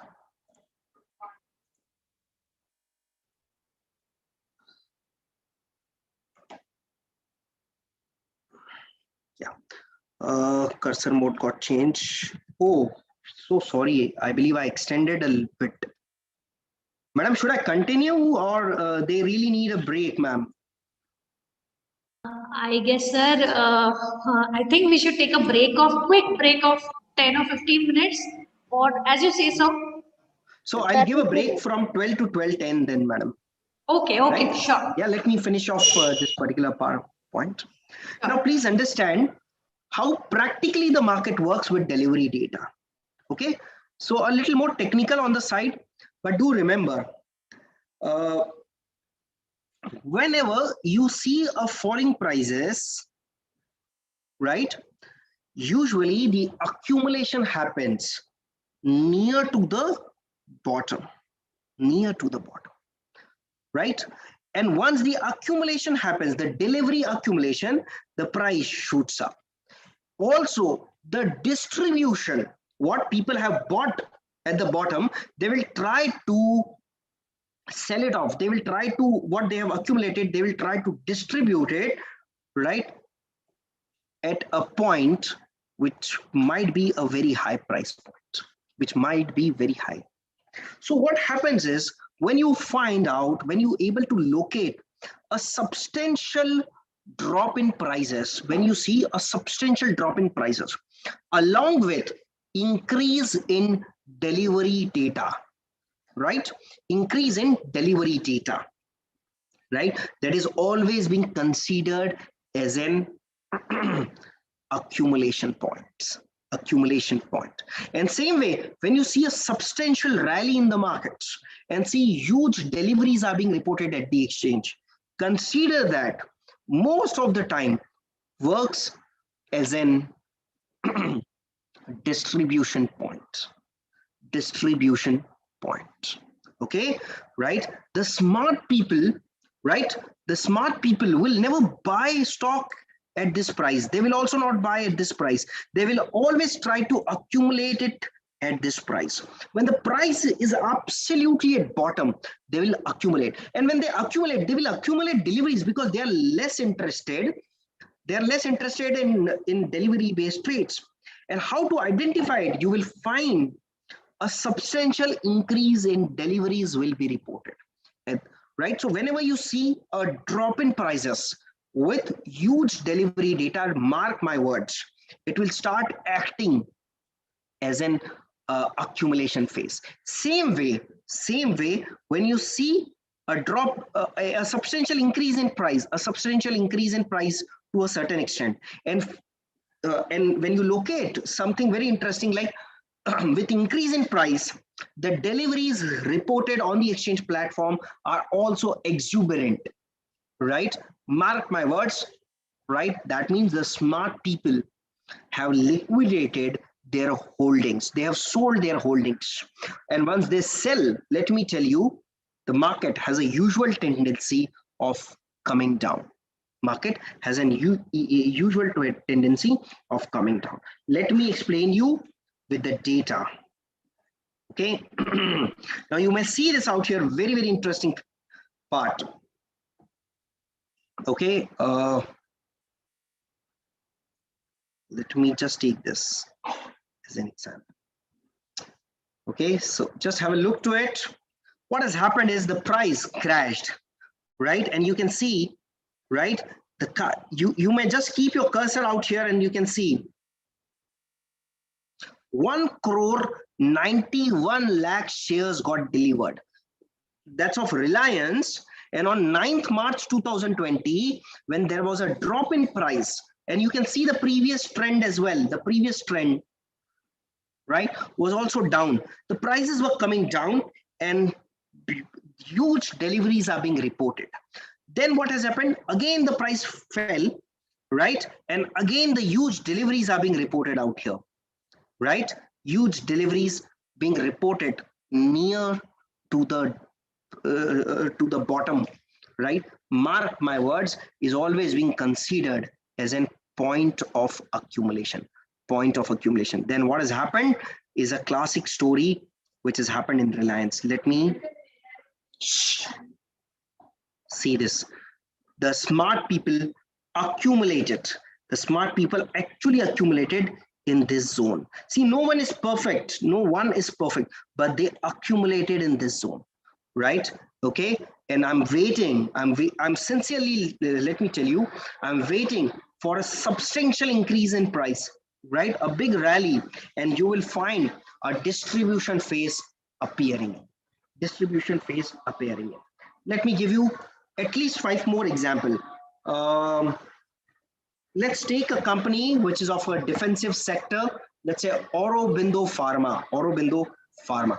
Now, let me tell you guys, the people who are practically engaged in taking huge deliveries, who are probably engaging so much of their capital, they are smartest of the smartest people.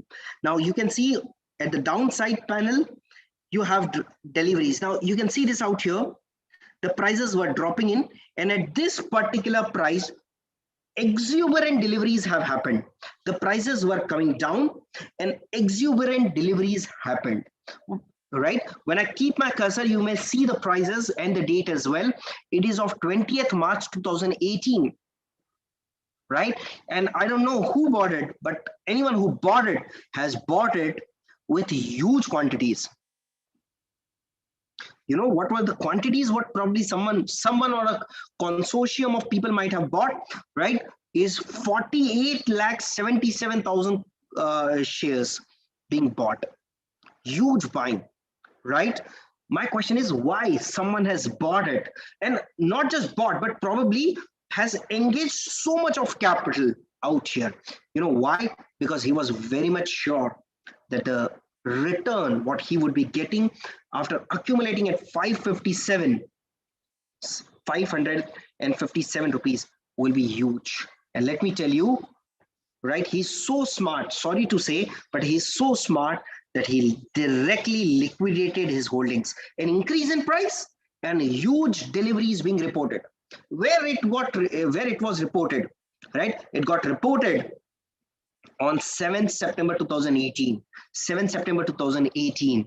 Okay, right? You can see a huge increase in price, and at that particular price, he exited. He accumulated initially, he exited at a price of 800 approximately. So from 550 to 800, I believe it's an amazing journey for anyone who even followed the delivery data.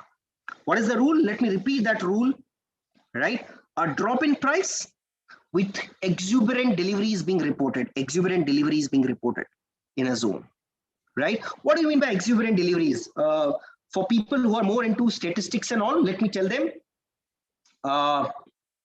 more than 2 times of standard deviation, right?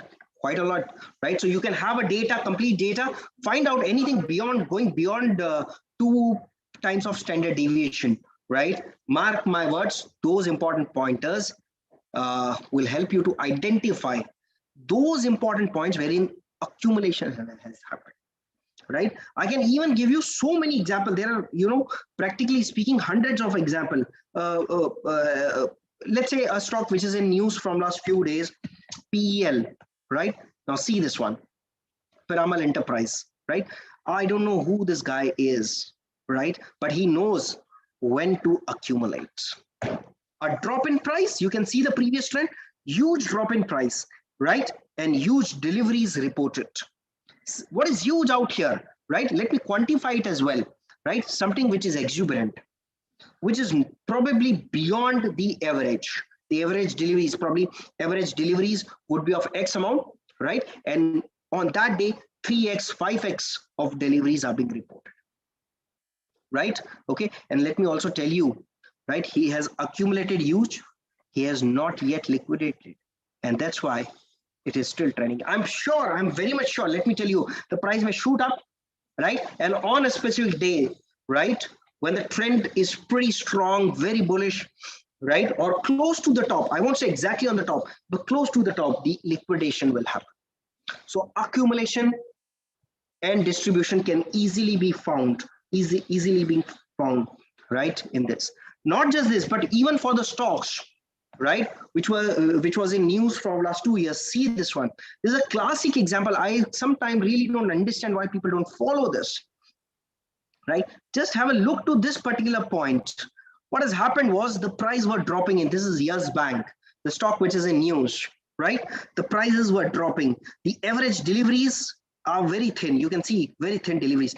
But in 4 days, someone accumulated huge, right? The average deliveries were close to 21 lakh approximately. Sorry, 2 crore 15 lakhs. I'm so sorry, right? But huge deliveries has happened. The prices were dropping and someone accumulated. He accumulated probably 4 crore 75 lakh shares, right? And then when the price went higher, he sold it off.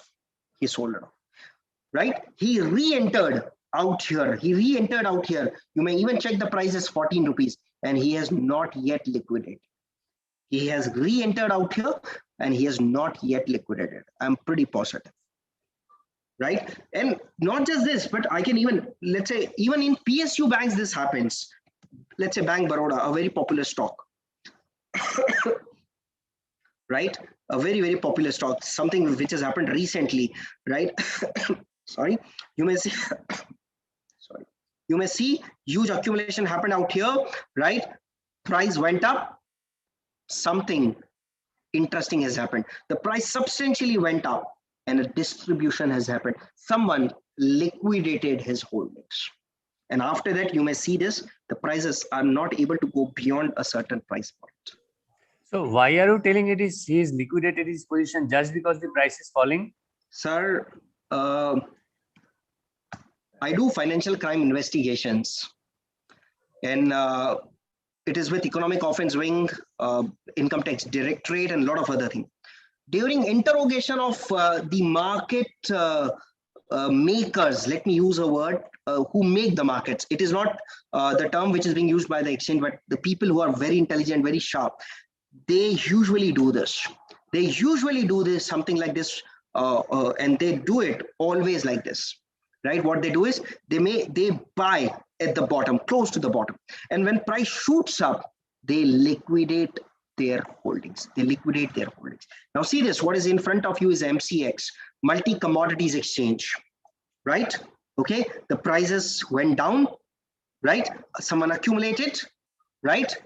And he's so smart. I don't know, but if you see, he distributed, right? At this particular point. He might have accumulated at a price, right? You can see this out here. He accumulated close to 1100 rupees, right? Okay, and after a few months, he distributed, right? one part at 1749, 1750, and next time he squared off out here, and he has not yet entered so far. The prices are dropping. You know what I'm waiting for? A drop in price, right? And huge deliveries happens. The prices are now dropping in. So I'm actually waiting that, yes, a big player to enter, and I will follow him. Let me tell you the base rule. I will follow him. So this is not available at investing.com, na? This no, sir. No, sir. Data. Delivery data is not available, sir. Either you have to download the file from the NSE website, or you should have the access of portals like this. Right, sir. So there are a lot of premium things which are not being available. So please excuse me. No, मैं एक last point दे के मैं finish करता हूँ. People don't trust this concept, right? But let me tell you, Hindustan Unilever, one of the biggest FMCG company, right, even has the same thing. See this, how these big players actually play with markets. A huge drop, you can see this out here, huge drop, and someone accumulated. You know, I was so sure that, yes, this is the day for me, right? This is the day for me. And he has not yet liquidated, let me tell you. Right, he knows when to when to accumulate, and when he accumulates, let me tell you, when he or his consortium, accumulates, the price will not fall. It starts moving in the upward direction. Right, everyone? This is pretty common in all the stocks. I'm just showing you the blue chips. People don't trust usually this, but even you can see at the bottom, the TCS, when the price was 1,528 rupees, huge deliveries were reported, and so far, no distribution has happened. You may see this on the screen. Sir, so that's the end of first part. Sorry. So what does this UC denotes or shows? Ma'am, that is something related to their own technical terms. Okay. Unit calculator. So. Okay. Sir, can we make that graph with that delivery percentage data? What is available? Can you yes, make that? Sir, why not? Let me show you that if you wish. Last column. Right. So what I'll do is I will take the close price and delivery quantities. Okay. Let me copy this, paste it out here, select, insert. See, you might have different जो भी statistical systems होते हैं, आप उनको use करिए. I'm pretty sure with. Just a moment.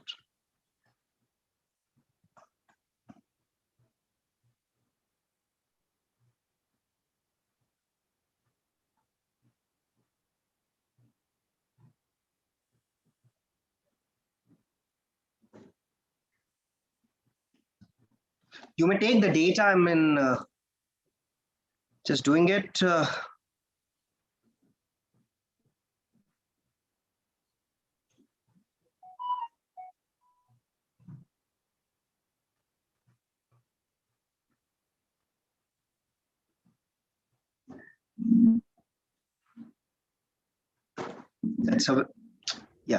That's now being available to you, sir.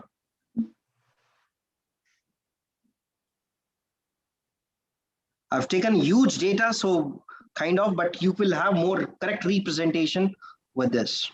Okay. So the orange color is the delivery. No, sir. Yeah, I mean to say the orange color is the price. Just a moment. Let me check. Just a moment. I need to take this a little up. So below it is written, sir. Yeah. Right. That's what I'm doing. Yeah, the close price and the delivery. So the gray color line represents the delivery. Now, this is so important. If I just copy and paste this in my this out here, let me show you. Right, a drop in price. Right, the price dropped. Right, and at the same time, huge deliveries has happened. It's a point to be noted, sir. What is that? Huge deliveries. That means the accumulation has happened. Right, sir. Same way the price went up. Right. Okay, and at this particular point, the huge deliveries has happened. That means someone distributed. So someone might have bought it earlier. He has distributed at this particular point, means he has sold. right? Then he was completely on with the cash, right? He was waiting for a drop, then he accumulated out here. So you can even do it, sir. You have more statistical system, SPSS and all, meta stock and all. You may use this data, right? You can define your own terms, but yes, exuberant deliveries, right, are extremely an important concept for trend identification. So I'll wait here for 10 minutes. We'll continue our discussion Yes, sir. from 12:20 onwards. Thank you for your patience and Sir, apologize can I for ask the. one question? Sir, can I start with your question the next session per se? Okay. Okay. Yeah. Thank you so much, sir. Thank you. So participants will meet at 12:20 sharp. Thank you so much.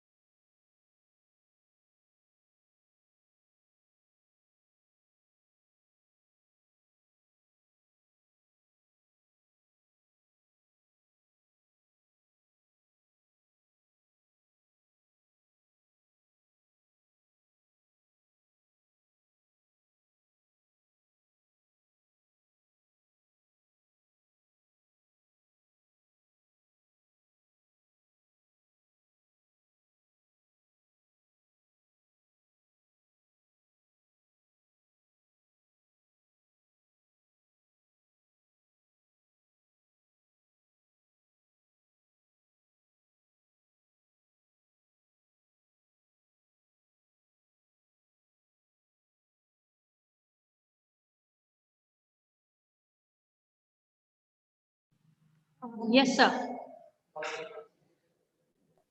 Sir, can we say, like I have read in the morning somewhere, in the words of Christopher Brown, that we should buy stocks like groceries, like if when they are on sale, we should buy stocks. Can we say it is a this stock what you were telling just before the break? So Dipti madam, I have a little reservation. When I drive my car, Yeah.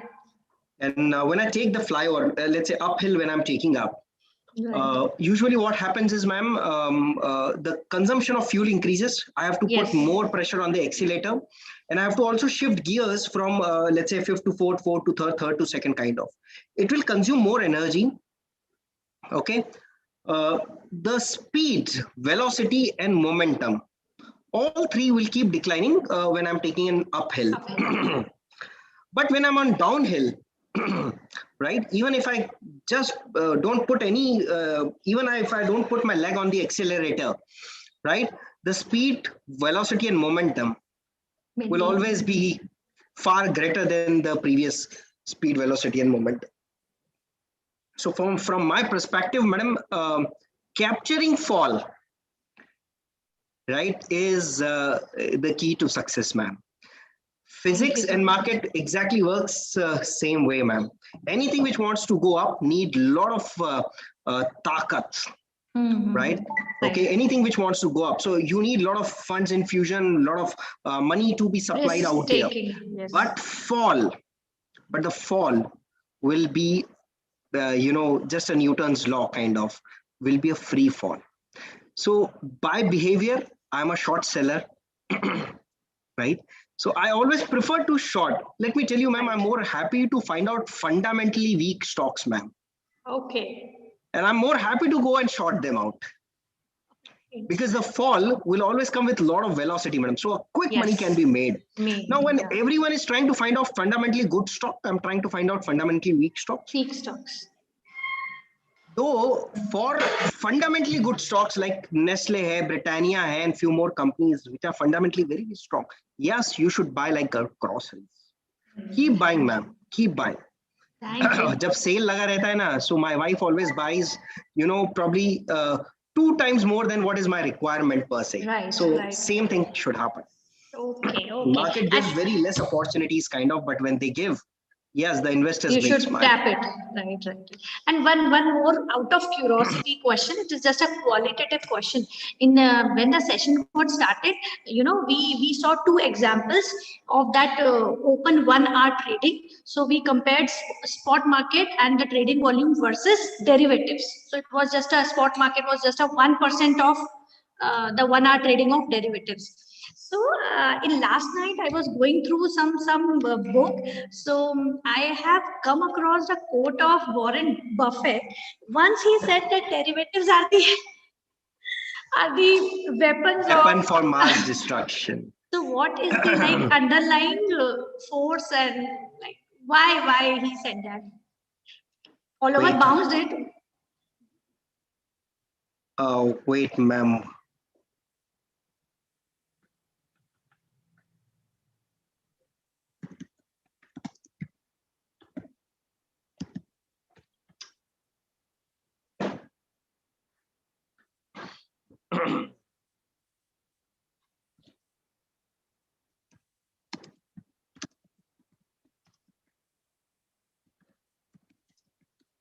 One minute, madam.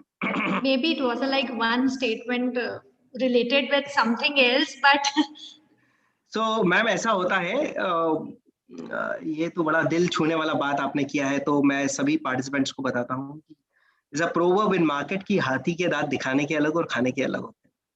Right. So Warren Buffett said that it's a weapon for mass destruction, but let me tell you, once upon a time, he was holding 1/6 position of silver in derivative terms in COMEX. COMEX is world's biggest exchange for trading in precious metal products.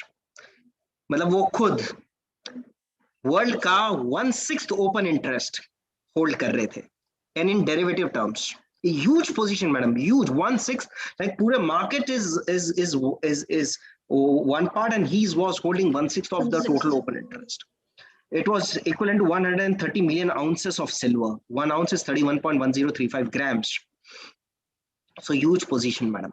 So my question is, ज्ञान तो बहुत अच्छा देते हैं वो ma'am, बोलते हैं कि derivatives is weapon for mass destruction, but he himself create huge position in derivatives. Right. And when you reach at some position, then you can say anything and everything. Right. And same way, I'll tell you a very interesting point. Same link with this. In one of the interview which has happened at BSc Institute Limited of Rakesh Jhunjhunwala. So the lady who was hosting the entire event asked that what are your holdings, current holdings per se, so that our students can take and benefit of it. He said some holdings, and at last he said, मैं लोगों को वही बताता हूँ जो मैं उनको बताना चाहता हूँ. Right, true.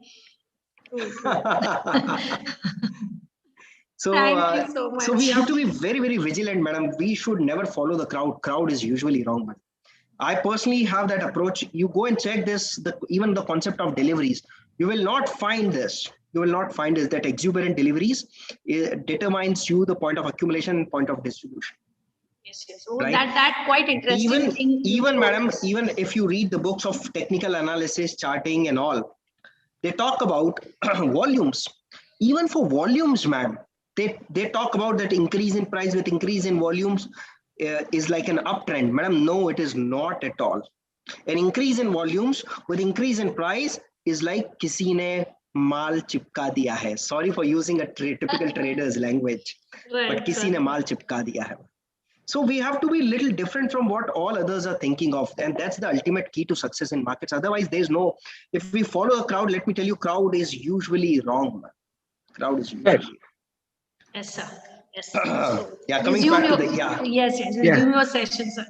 Thank you so much. So, sir, we can say that question, if, sir, am I audible to sir? Yeah, loud and clear, sir. Yeah. So, sir, we can say that if the volume supports any trend, then it is the strength of the trend, and trend will follow. No, sir. No, sir. No, no, sir. Sir, that is being, sorry, sir, मैं आपको एक चीज बताऊं, that I teach when I go to colleges. Sorry for saying this to the students, because that has been written in the books and they need to pass the examination according to what is there in the books. चलिए मैं prove कर देता हूं, right? कि ये concept गलत है. And because that is our discussion point, so अच्छा है आपने बोला. So 1 second, let me change it.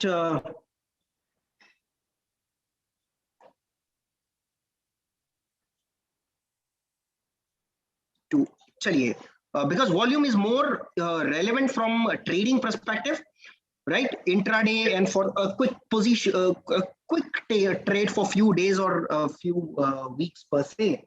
So let me talk about. चलिए आज एक बहुत अच्छा स्टॉक आया था, मैं आपको बताता हूँ. In the morning, that was a part of my scanner, MFSL, Max Financial Services Limited. And let me tell you about a 15-minute of chart. Okay. Just a minute.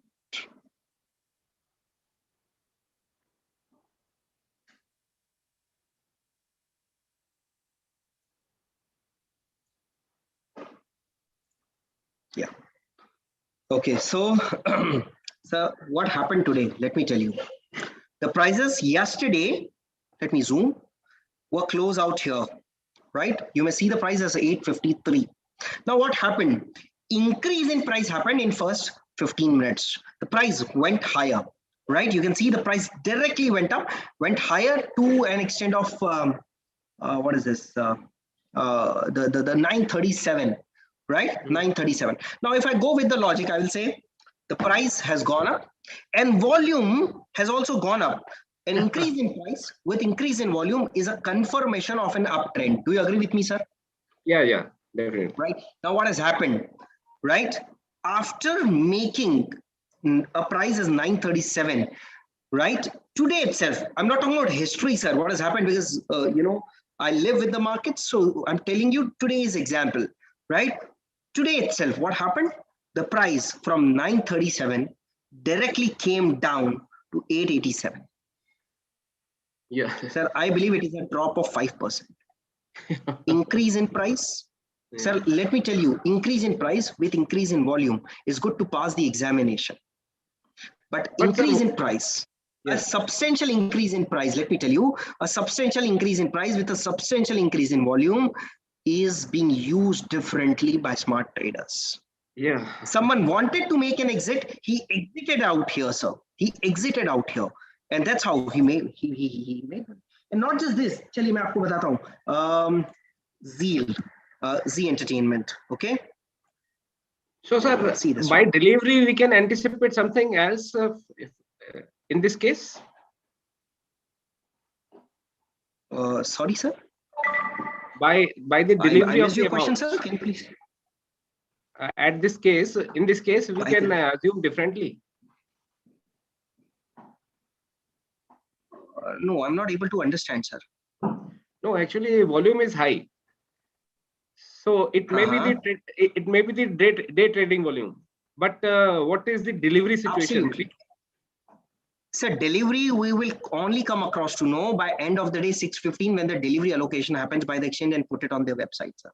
So it is the today's and not necessary that when you have huge volumes you should have huge deliveries. It is quite possible that it is being used today by intraday traders as a tool for making money today itself. Yeah. Right. Even sir, let me tell you, even on a 1 minute chart, I can go and prove this out. Let me show you. These guys are so brilliant for volumes. See this one, sir. You will be amazed to know that how they play with the concept, what they taught us at first place, and they use a complete inverse of it. Now, this is for everyone. Please do remember what happened.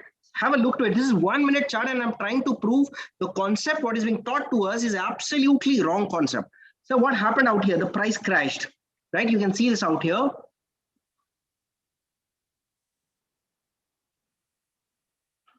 Okay, the price came down substantially. And at this particular price point, someone accumulated.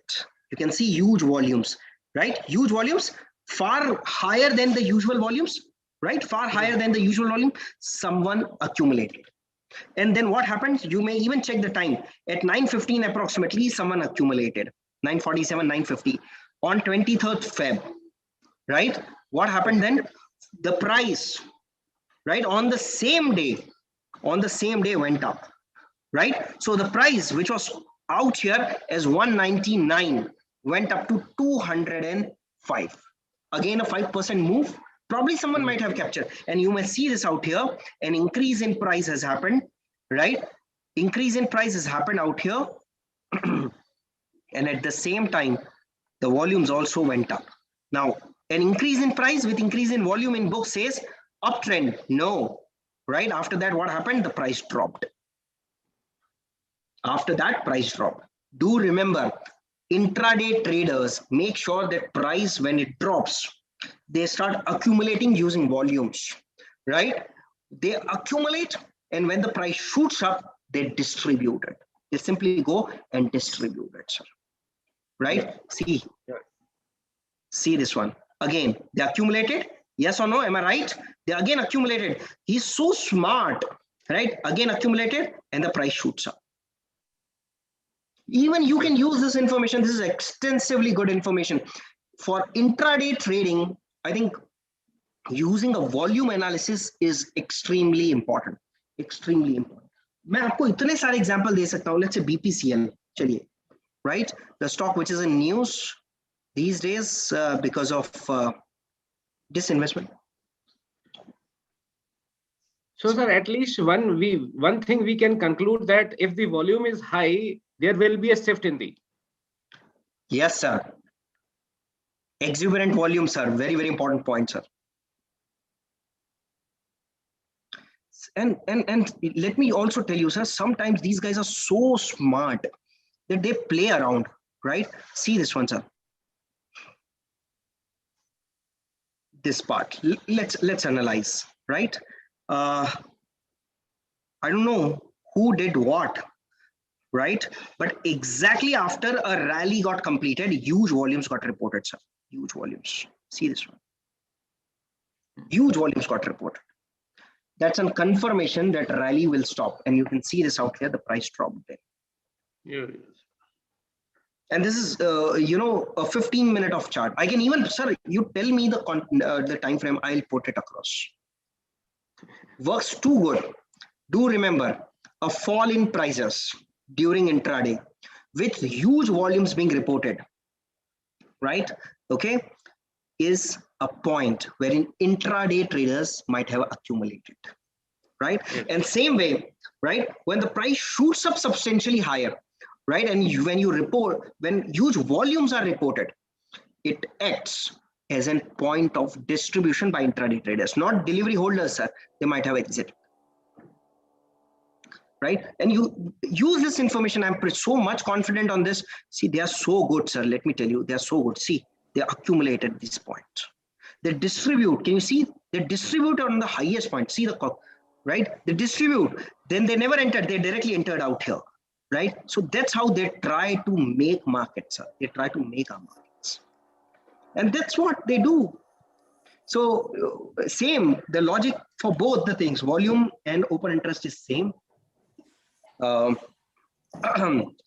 substantial increase in volume with huge drop in price, a sharp drop in price, okay, is that intraday traders might have accumulated. You may expect a change in trend. Same way, when price shoots up, right, substantially higher, right, okay, huge increase in prices happened during intraday and huge volumes are being reported. Again, it works like a distribution phase by intraday traders. चलिए बहुत सारे example हैं. Sorry, someone want to ask something? Hello, sir. Yeah. Could you please show us like mock trading or dummy trading, like how to bid a price and all, like just to have a practical knowledge of it? Deepti, madam, you have to, you know, keep a separate session for it. Yes, sir. Yes, sir. Actually, I guess this session is limited for this analytics part. So please excuse me, ma'am. Or some other day we will connect and yes. will tell you, ma'am. We so some other time we will definitely have a session on this, because even we want to, you know, enhance our knowledge on that part also. But I guess call is yours, sir. I have to cover open interest. I have to cover put call ratio and IV. So three important data points are remaining. So ma'am, please excuse me for this. By the way, the same thing is being configured out here. I have Trade Tiger, which is Sharekhan's terminal, the Bolt per se, the Bolt Plus, and all those applications are trading applications. So that's what. But some other day, ma'am, please excuse me. All right. So now let me move on. I had a question, sir. Yeah. So you said there are market movers, right? And you showed how smartly they engage in buying and selling. Does that form a case for investigative crime? I mean, crime investigation? No, madam. I'll tell you why. It is my birthright to trade anything at any given point in time, madam.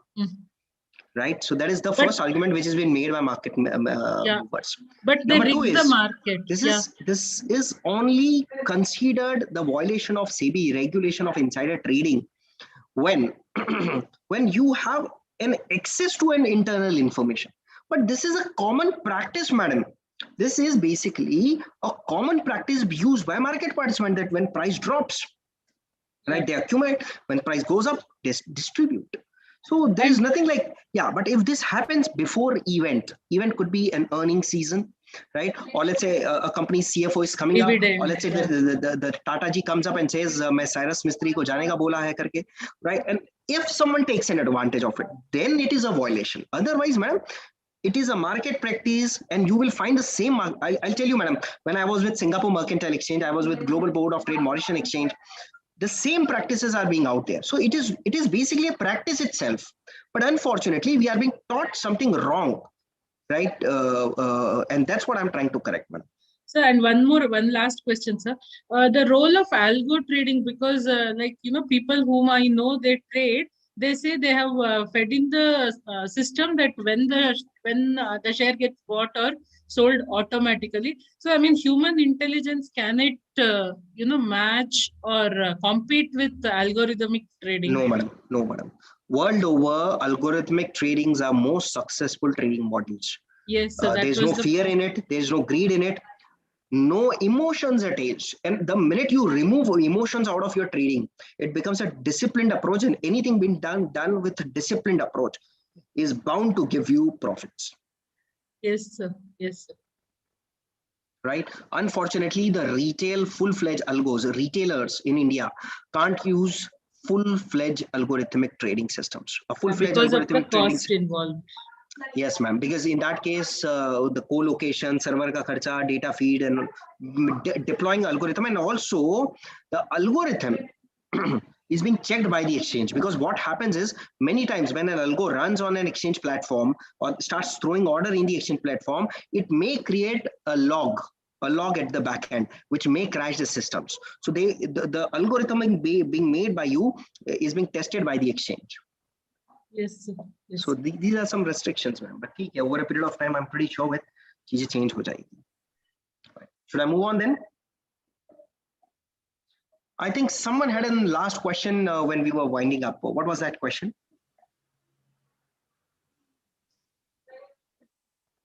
No. Yes.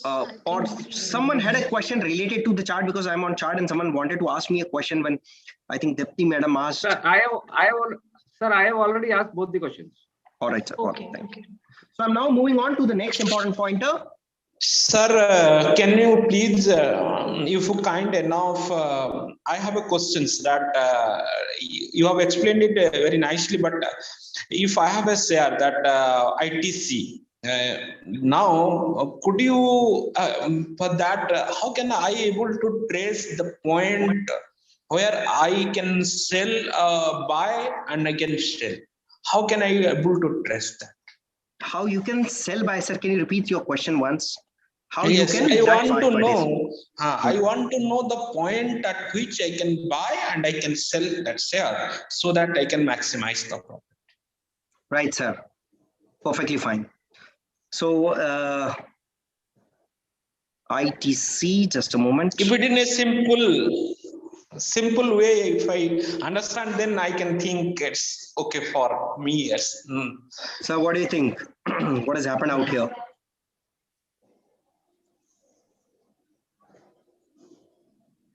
What is this phase, sir? Drop in price, accumulation. Yes, falling. Right. Yes. Someone again distributed out here, right? Right at this particular point. Okay, so probably he bought it out here on the scale. It looks pretty thin, probably close to, if you see, the highest buying has happened at a price of 161 rupees, and probably he might have liquidated things at 191 rupees. A slow moving stock, but 30 rupees in that stock of 161 is a pretty good amount, right? Okay, so now let me tell you what I'm waiting for. I'm waiting for a drop, and a huge volume, and a huge deliveries are being reported. That will be my buying point. I'll buy and hold. Till what time I'm going to hold? I can't say you the time that us din jab amavasya hogi or 12:30 bajenge. So all that is something which is being followed by people, but not correct. Let me tell you the simple reason. When price shoots up, right, and huge deliveries are reported, I'll do it. But let me tell you, sir, you have to wait for some more time. Let me combine few more important pointers with this, which will help you to know the exact buying point and exact selling point, because there are two things which that's in the data series, in the data analysis series, that you should not be dependent on one single data point to take your investment decisions. Number one. Number two is that even if you take all the data under consideration, you have to combine it with some more theories of analytics, the price analytics, not data analytics, price analytics, to forecast prices, which we will discuss it, right, sir? So I'm going to the other part of it, which is relevant from a perspective of more data analysis, combining those data pointers with. So I'll take you back to the data. Yeah. So this time, let me change the Excel sheet. I'm going to talk to you on open interest. Okay, open interest. So what is open interest? It is number of contracts which are not yet squared off on the exchange platform. The number of contracts which are not yet squared off. Now this data is specifically with reference to this data is with a specific reference to the derivative data point. Okay, now there are hundreds of videos you will find on YouTube and all, but let me take you one step beyond what is being practiced in the market. But to do that, you should be with me to understand the fundamental side of open interest first. So, right, to explain this, I am taking up few people as A, B, C, D, E, and let me tell you about open interest.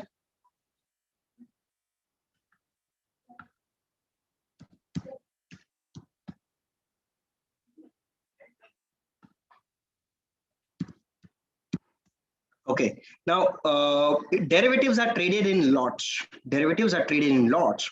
So suppose the first transaction in the derivative contract has happened between B and C, 10 contracts bought and 10 contracts being sold. The minute first transaction in the contract happens, the open interest will become 10. Why? Because 10 contracts on the exchange platform are open, right? What do you mean by open? That 10 contracts are not yet squared off. Now, on the position side from B and C, you may say that open positions are 20. 10 buy open position and 10 sell open position. But practically speaking, when we talk about open interest is just 10. 10 contracts open. That's it. Okay, right? Okay, why? Because 10 contracts got transacted between B and C. Okay, now suppose this was the first contract which got traded. The second contract which got traded after this was between A and D. Let's say 25 bought and 25 sold, right? The minute this happens, the exchange will say total previously 10 contracts which were open, now 25 more contracts are open on my platform, so which is now 35 contracts. Now suppose after this A and E traded. A bought 5 lots, right, of a specific contract, let's say Nifty futures, or let's say State Bank of India futures, just one particular thing. Okay, so 5 buy and 5 sold, right? That adds further as 35 plus 5 comes to 40. Right? Okay, so volume says the number of contracts outstanding on the exchange platform. Okay, just to tell you, and let's check what is the open interest at this moment. So Nifty in derivatives. Second.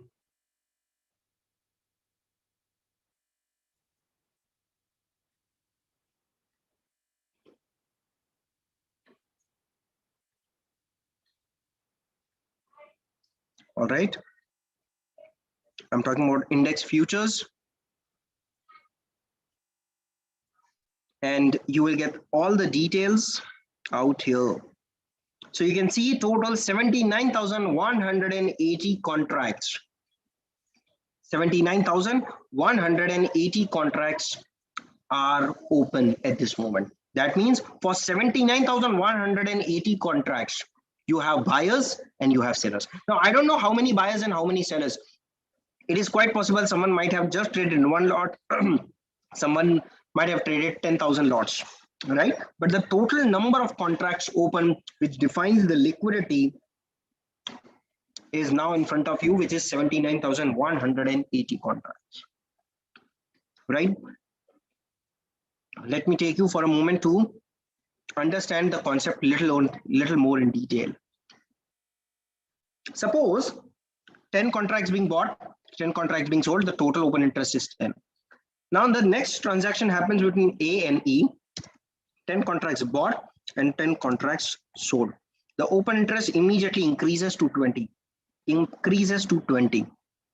right? Why? Because 10 more contracts are open. Now, the next trade happens between B and E, right? 10 sold, 10 bought.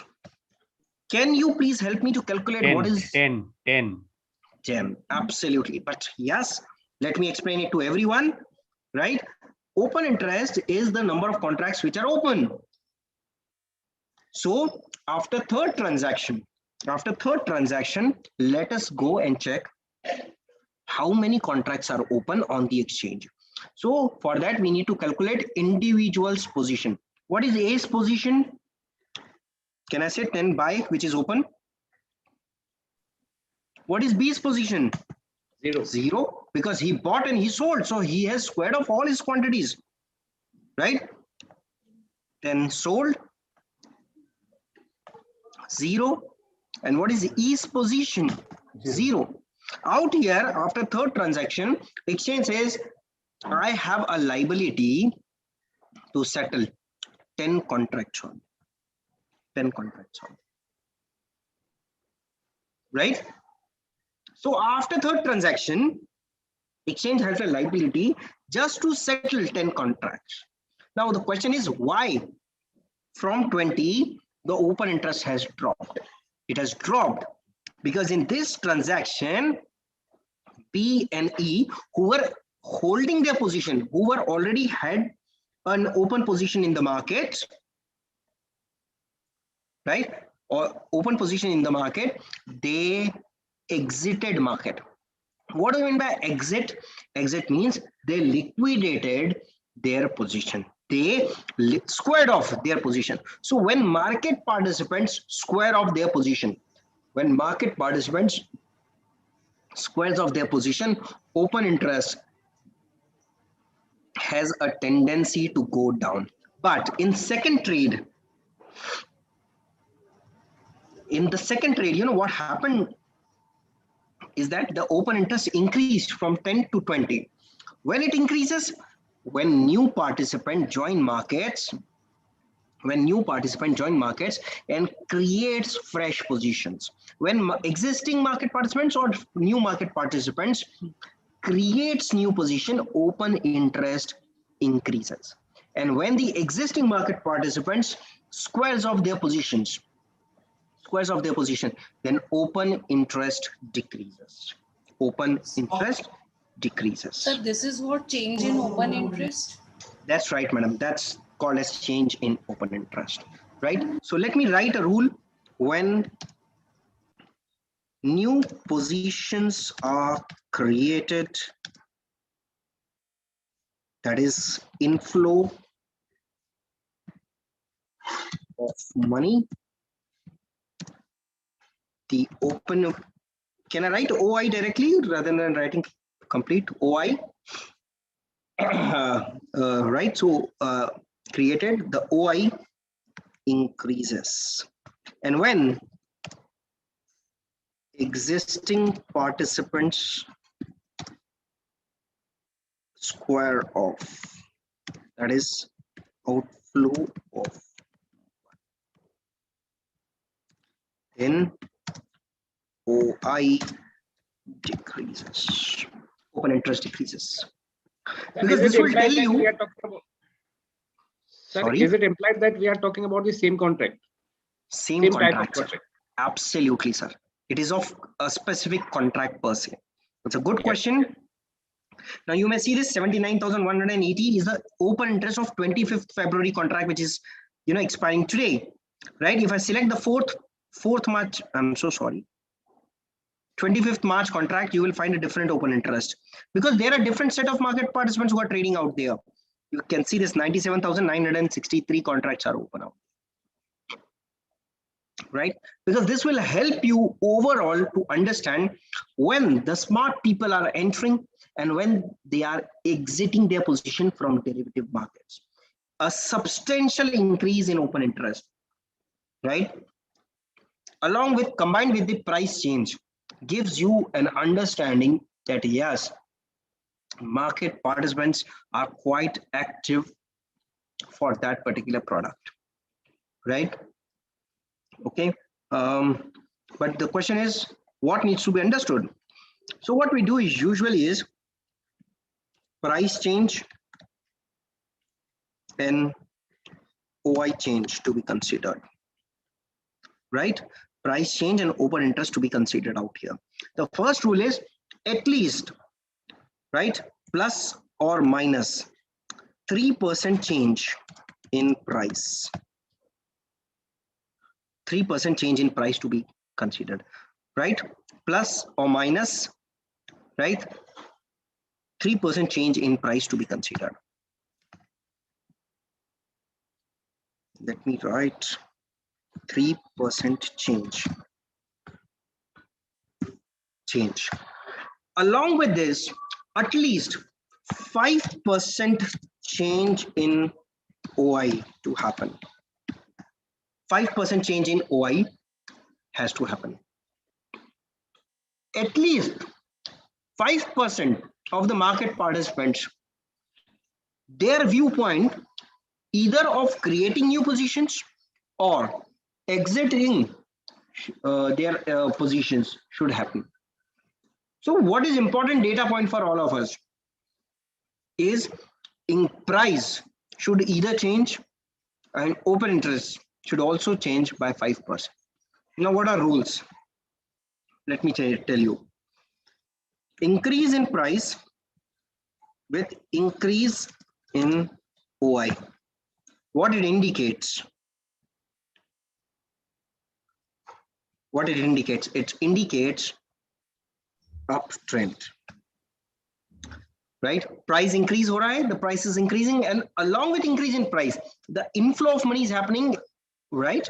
In the futures, in the derivative market, and the new positions are being created. New positions are being created. Number two, suppose a decrease in price has happened with increase in OI. 1 second, please.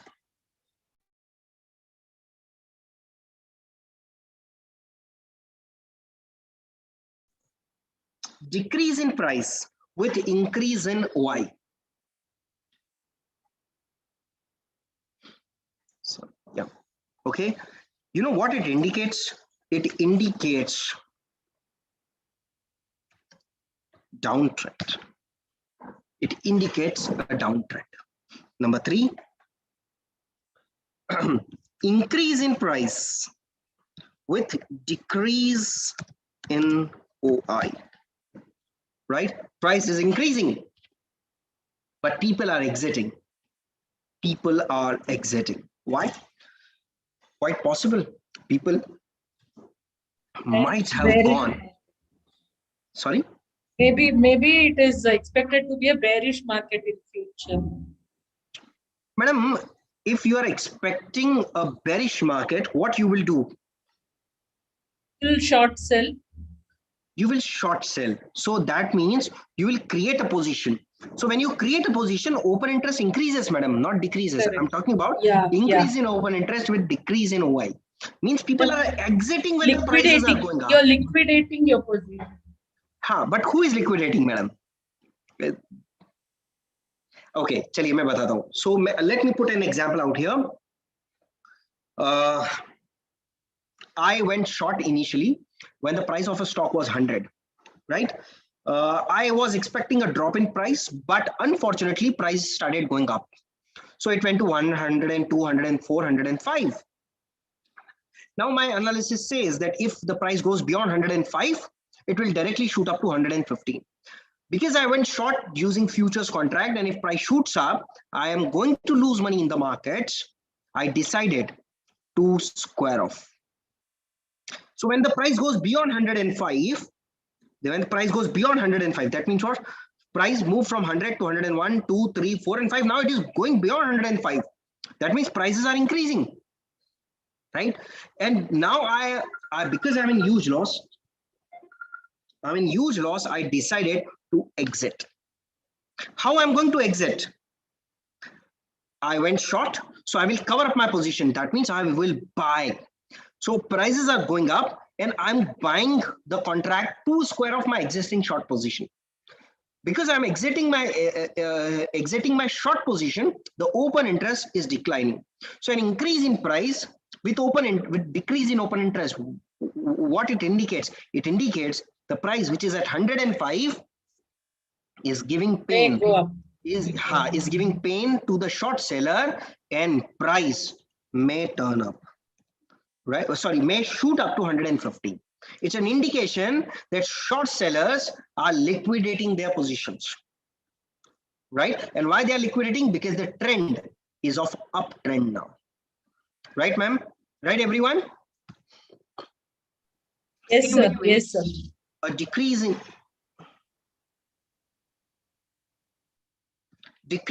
in price with decrease in OI, right? It's a confirmation of downtrend. I bought something, let's say I bought something at 500 rupees. I bought a futures contract at 500 rupees. Unfortunately, the price went below 490. I did my analysis. I came to know that if the price goes below 490 rupees, right, it may go down directly to 450 rupees, and I don't have a capacity to be at that much of loss. And I really don't want to have that much of loss. So I decided to square off, right? So I bought. So what I will do is I will square off my position. That means I'm going to put a sell order. The price is already going down from 500 to 490, right? And I'm also squaring off, not just me, right? But yes, the 5% or more market participants are squaring off their position. Tells me that yes, there's a confirmation of a downtrend, right? Okay, these are 4 rules. What you can do is you can always go and check. Let us go and check. Open interest, money control.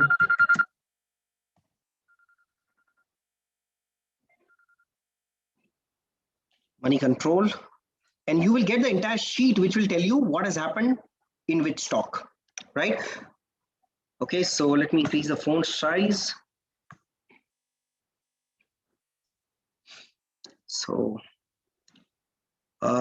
you can see increase in open interest and increase in price. Index futures, and I want to go for 25th March. Sorry, I'm so sorry. Stock futures and for 25th March, because today is the expiration date, so we should not consider the open interest of today because market is going to end today for the current month, right? It is out here. You can see this. These are the stocks wherein you will find a change in price. Now, BHEL, I think today someone asked me this stock, right, which we even discussed, right? BHEL, the price increased by 7.42%. Price has increased by 7.42%, right? And you can see the increase in open interest of 154%. What is my basic parameter? 3% change in price should be minimum. Could be plus, could be minus. For a decrease in price, has to be 3% minus. And at least 5% change, has to be seen, right? So this stock should have to be on your radar because some activity is definitely going to happen in the upward side.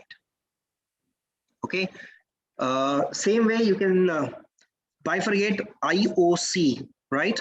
IOC, right? The price change is 3% and increase in OI is 36.22%, right? But let me tell you, you should not analyze it in first 3 days of contract and last 3 days of contract. Right? I believe most of you who understands derivative market, they understand today is the expiration date of the contract. So last Thursday is the expiration date of the contract. So what do you mean by first 3 days of the contract? That means Friday, Saturday, and 1st March. On first 3 days, you should not use this formula, right? Because the inherent characteristic of futures is to build up the new positions in the first 3 days. And same way, you should not analyze it, right? You should not analyze it on last 3 days. So 25th March will be the expiration date. So 23rd, 24th, and 25th March, this formula, the 4-pointer formula, right, is not going to work in your favor. Because we are conducting this exercise today, so I had to take the analysis for today itself, right? But this is how you can go and do it. And let me tell you, this analysis, which helps you to bring a view towards the data, that yes, inflow of money is happening in BHEL along with increase in price, because inflow of money is determined to increase in OI, increase in open interest. I'm pretty sure. Let me tell you, I'm pretty sure that yes, something is cooking up, and we need to do a detailed analysis of BHEL, right? For the next 1 month, there would be a lot of liquidity which is going to be there, right? But practically, I don't extensively use this. In my analysis, because open interest has far more important pointers in options rather than futures.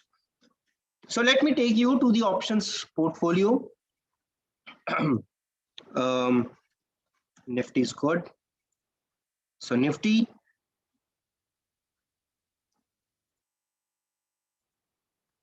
yeah, I'm on option chain, right? The best part about options out here is with every strike price, you will have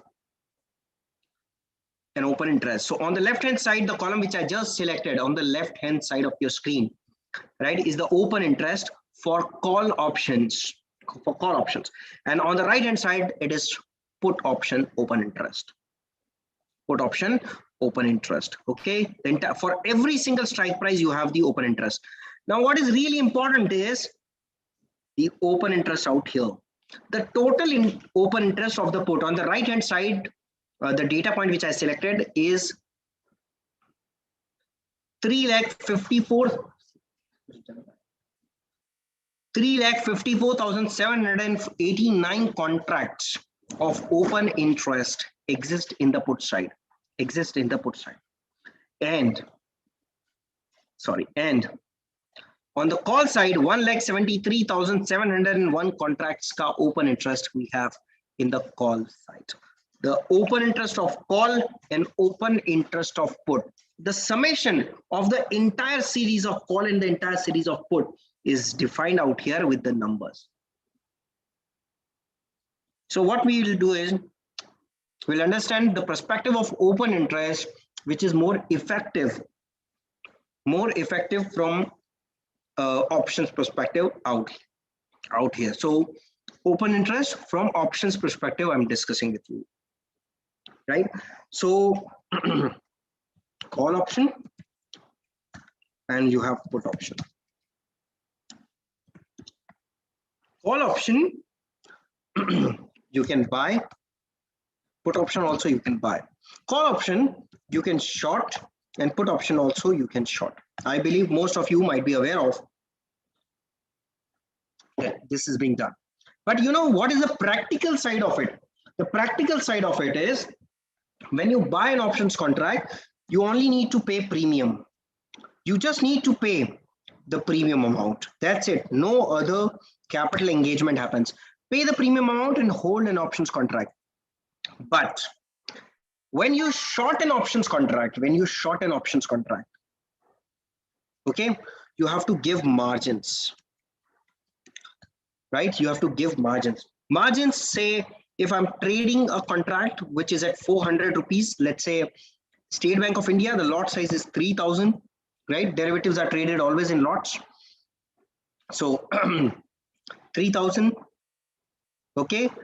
And let's say the 25% margin is being applicable. That means you practically need 3 lakh rupees to short an options contract. Could be call, could be put. The biggest difference is the capital engagement which happens when you trade options. The option buyer who has limited loss and unlimited profits, right? Okay, he only pays the amount of premium, right?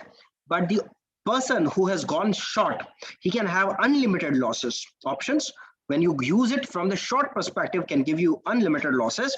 And that's how, because you're exposed for unlimited losses, exchange charges you with the margins.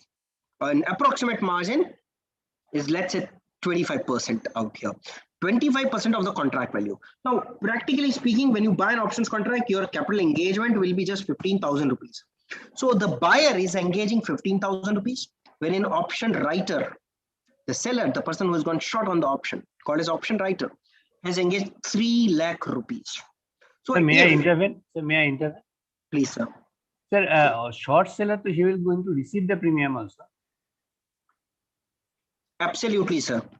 He will receive the premium, but his margins are being blocked.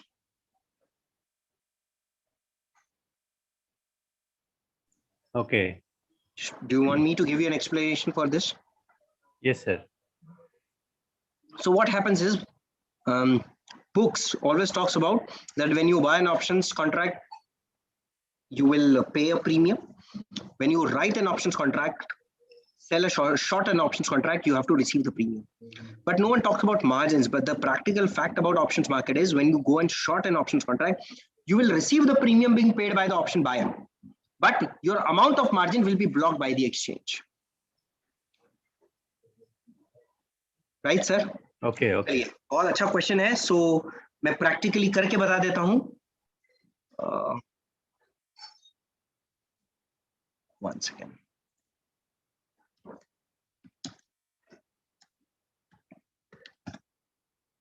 Zerodha margin calculator, equity futures. It's not loading. Yeah. So futures contract, let's say मैंने SBIN का बात किया था, State Bank of India.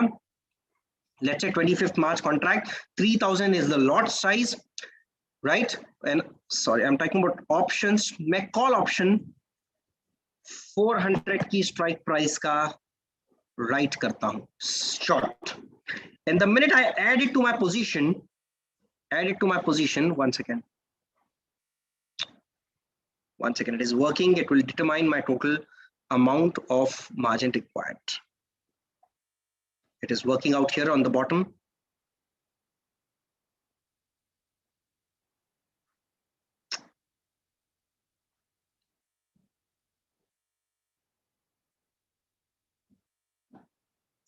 Being Thursday, the broker servers are usually slow.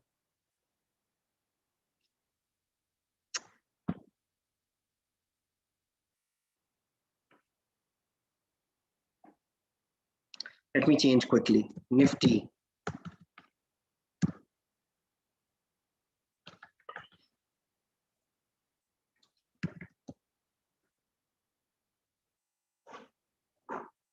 Nifty.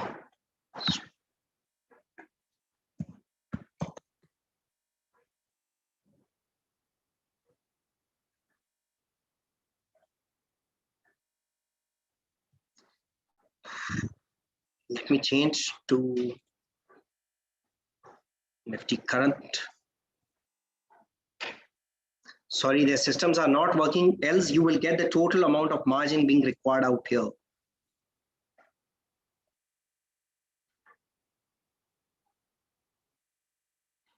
I'm so sorry, it is not displaying at this moment, but later on you can just go to Zerodha's margin calculator and you will be able to know that when you buy, no margins are required, only premium amount is being paid.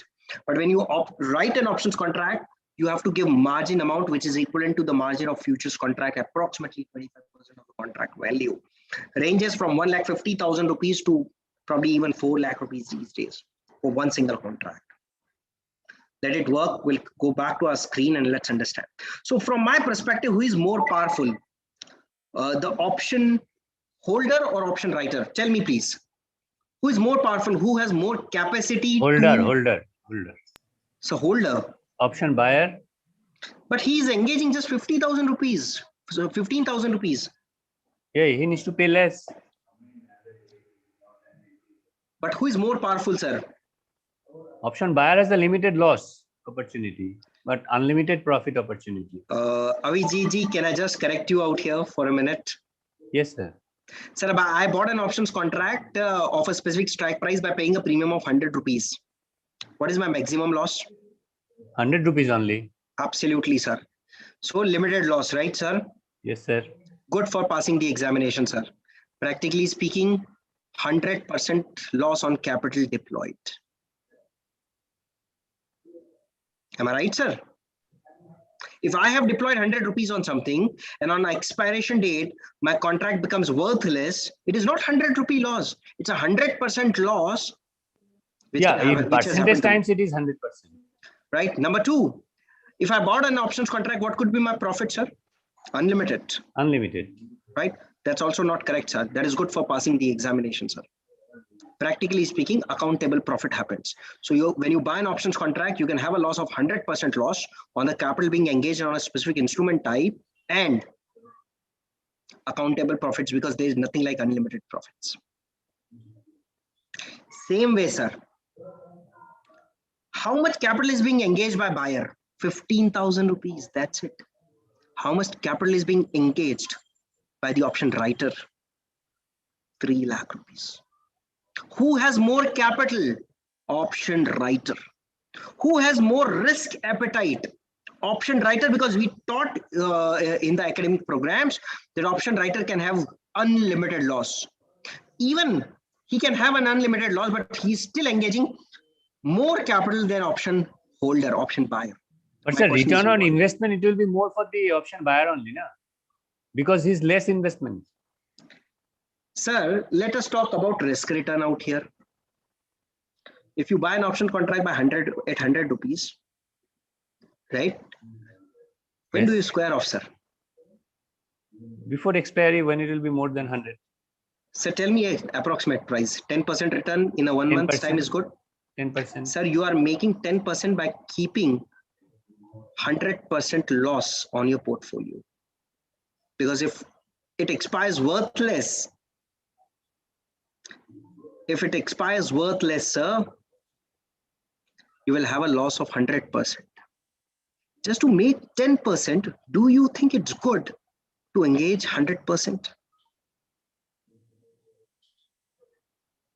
And people who understand option Greeks will definitely able to correlate with me. That option Greeks make value hota hai, which is called as theta values. Yes, sir. Theta value, if it is high, if it is close to maturity, then accordingly I will take the position. Na? So if it is close to maturity, before the maturity only I will start selling. No, sir, that's a wrong concept.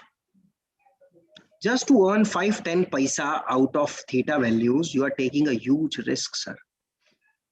Go and check on the days when the 5 paisa options went up to 16 rupees. You'll be surprised that someone went short to earn 5 paisa on the expiration date or on the expiration week and lost everything what probably he might have made in last 5 years. So things are different in the real world, sir. And please excuse me, Avijit ji, yes, sir, but yes, things sir. are very, very different. We don't recommend option writing. In the last week, go and check the concept of securities lending and borrowing with this. You'll be amazed to know that how securities lending and borrowing plays a very vibrant role and changes the entire option market dynamics. And do remember, sir, that anyone who has more capital to engage is more powerful. It's a peso ka bazaar. It's a peso ka bazaar. If you're engaging 15,000 rupees, you're a small investor. But if I'm engaging 3 lakh rupees, I'm taking more risk, then I will look entire market from my perspective. And let me tell you, markets are driven by option writers who engage more capital. So 20 times I'm more powerful than you, sir. You are at 15,000, I'm at 3 lakhs. I will, sir. And that's why option writers are most successful traders in the market. Right, Avijit ji? Yes, sir.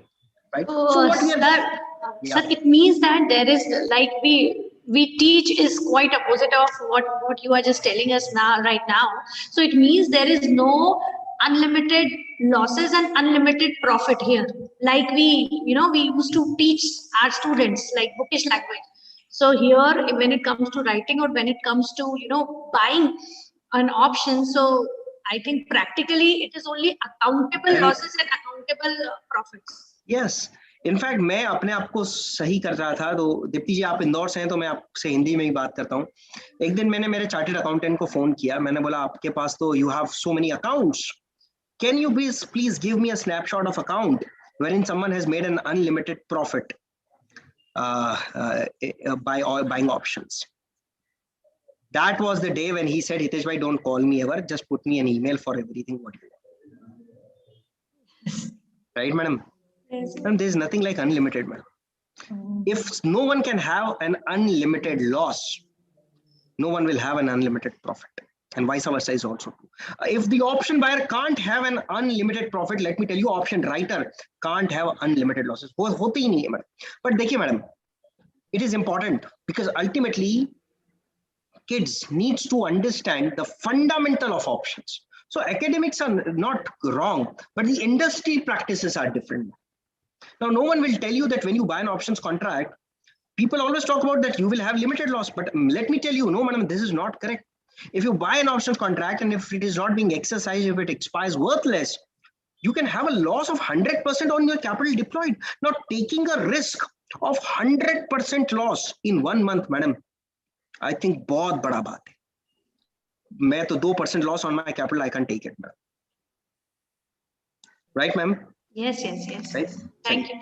So the entire objective of this discussion is to tell you, if we talk about the open interest of, let's say, call option, if one contract is the open interest, if one contract is the open interest, okay, that means you have one buyer, okay, and you have one seller. Buyer has engaged 15,000 bucks. That's it. Wherein option writer has engaged 3 lakh rupees. So let me tell you, market respects option writers, right? Markets are made by option writers, not the option buyers, right? So what we'll understand is, we'll understand option open interest from writer's perspective, who drives the entire market of options. But to give your thought to it, how to use it is imminent at this point in time. So let me introduce a concept. The concept is called as police control room, right? Sorry, it is PCR. It is called as put call ratio. But the way police control room controls everything, the put call ratio controls markets. Put call ratio. What is this put call ratio? Right? So it is total open interest of put divided by total open interest of call. Right? Total open interest of put divided by total open interest of call. Okay? So suppose the total open interest. Now, what do you mean by total open interest? If you go back to the point of discussion, right? Out here on the extreme right hand side, you will find the total open interest of put. It is 354,789. 354,789 is the total open interest of put. And on the right hand side, you have 173,701 is the total open interest of put. Okay. Now let me take the simple numbers for explanation purpose, and then we'll have a detailed discussion.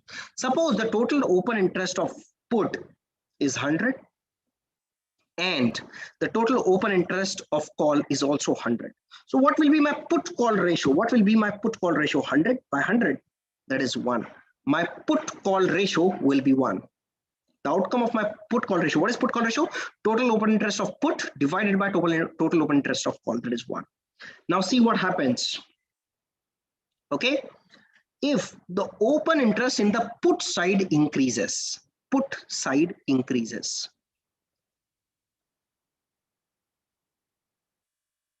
what is happening? The put call ratio is increasing. The put call ratio started increasing. Do you agree with me, everyone? Right?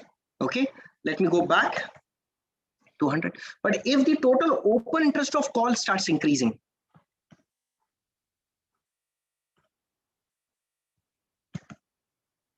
what is happening? The put call ratio started declining. Right? So what we saw first is an addition in the open interest in the put side. An addition, if the put open interest starts increasing, right? The put call ratio will increase. And when the total open interest of call starts increasing, that put call ratio starts declining. So let me use a free portal first. Still working. So Nifty Trader. It's a free portal.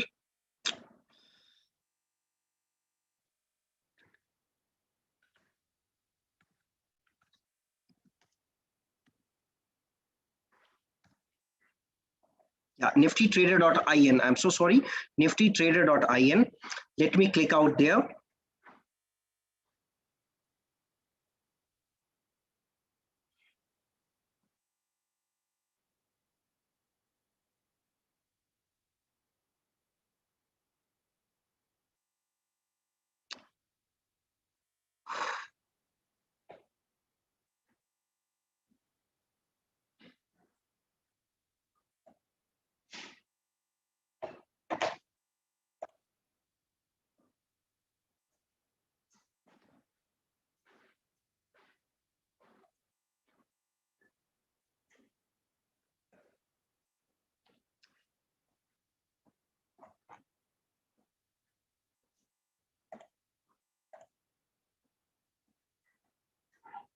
Just a moment, it is loading. Yeah.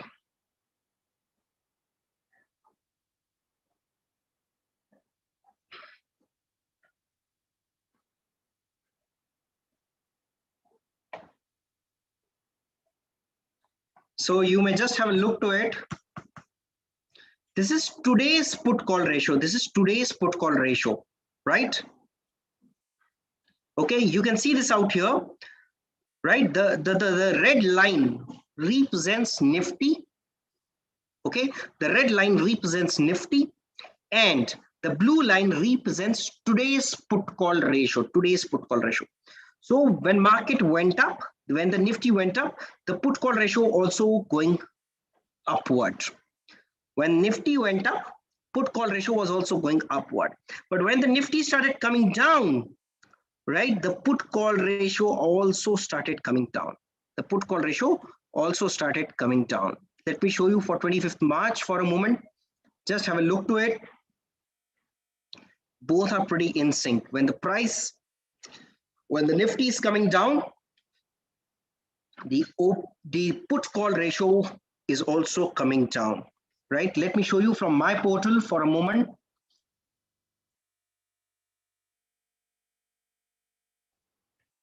Say Nifty, near month,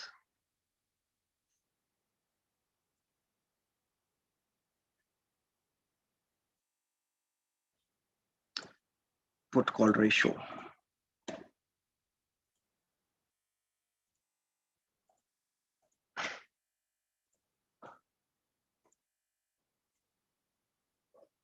So you may see this out here, very, very interesting part.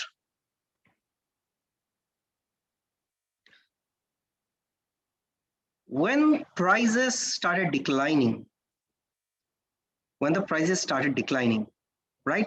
At the same time, put call ratio was also declining. When price shoots up, put call ratio also went up, right, everyone? And when again the prices came down, the put call ratio also came down, right? Not at this instance, but at so many. It is basically characteristic. When price comes down, put call ratio also comes down. See this one. When price shoots up, the put call ratio also goes up, right? Let me go back to the point. For your inferences, when price goes up, PCR also goes up. And when price goes down,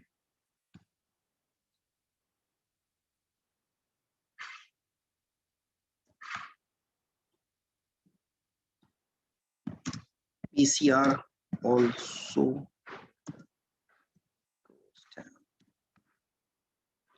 What is our thumb rule? When price goes up, PCR also goes up, right? When price goes up, PCR also goes up. And when price goes down, PCR also comes down. Now going back to the original part, how put call ratio goes up? That means like this, right? That means what? When price goes up, put writing increases. The option writers in the put option becomes more active. They start writing more put options, right? And when price goes down, okay, call writing increases. Sir, why it is put writing or call writing, not the put buyer or call buyer? Sir, who is more powerful? So when the price goes up, sir, who is more powerful? The person who is buying an call options contract or the person who is writing a put options contract? Buying the call option or buying the call option? No, sir, it is writing a put option because the writer is engaging more capital in the market than the call option buyer. So the entire analysis of put call ratio needs to be understood from writer's perspective. Right, sir? And sir, Deepti madam, just 1 second. So in Mumbai, if you go move around in the trading areas like Borivali, Kandivali, Malad and all, there is a proverb. So people who trade, they don't say that I trade. वो बोलते हैं हम तेजी मंदी करते हैं. That's a word being used. They never say mandi teji karte hain. They always say teji mandi karte hain. So someone has made a teji mandi ka ratio and gave it a name as an put call ratio. Now the question comes up, teji means put. How come? Yes, teji from a perspective of put can only be understood once you understand that put option writer perspective. So put writer perspective is teji, is bullish sentiments, and call option writer perspective are bearish sentiments. Okay, so sir, understood, sir. Teji mandi ka ratio. Writer means he's a bullish trend, na? Yes, sir, he's bullish. Okay, understood, sir. You know what happens, sir? The biggest issue out here is, I'll tell you, when market goes up, put call ratio increases. It never decreases, sir. When market goes up, put call ratio increases. That means when market goes up, smart traders are not interested to buy a call option. They are more interested to write a put option, sir. And same way, when market goes down, right, people are not interested to buy a put option. They are more interested to write a call option. Right? It's a fundamental rule for markets, sir. Right? So put writing increases and call writing increases. Now, what we do is... Just a minute. For example, writing a call option rather than buying a put option. Now, don't you think there's an unlimited loss which is there? Whether it is buying a put, there's a downside protection is there? Sir, we just discussed few minutes back. There's nothing like unlimited. Everything is accountable, and till the time I'm trading with stop losses, I should not have a fear of having an unlimited losses, sir. Okay. And let me also be directionally correct. अच्छा देखिए, मैं आप सभी लोगों को एक बहुत अच्छा चीज बताता हूँ. What is the biggest difference between buying a call option and writing a put option? Same. Right? No, sir. Completely different. You have the power, you have the control when you're writing. Okay, I completely agree. Yes, because I have a right to exercise. I think you're trying to say that, right, ma'am? Yes, sir. Yeah. अच्छा, मैं आपको perspective बताता हूँ. If I buy a call option, that means I will only make profits when market is extremely bullish. Am I right? Right. If let's say 15,000 is the strike price, 100 rupees the premium. If I buy a strike price of call option of 15,000, I will only make money if the market goes beyond 15,100 and expires out there. So when I'm so confident that market will go beyond 15,100, then only I should buy a call option. Yes or no? So when I'm extremely bullish, I should buy a call option. Okay? Yes, sir. Now, instead of doing this, I'm writing a put option with a strike price of 15,000, right? And the premium amount is 100, right? Now, practically speaking, समझिएगा. If price goes up, I will make 100 rupees. Do you agree with me? Say yes or no, everyone. Yes. Right? Instead of buying a call option, I went short on a put option. If price goes up, I'll make money. Right? If price goes into consolidation and stays at 15,000, can I say I still make money?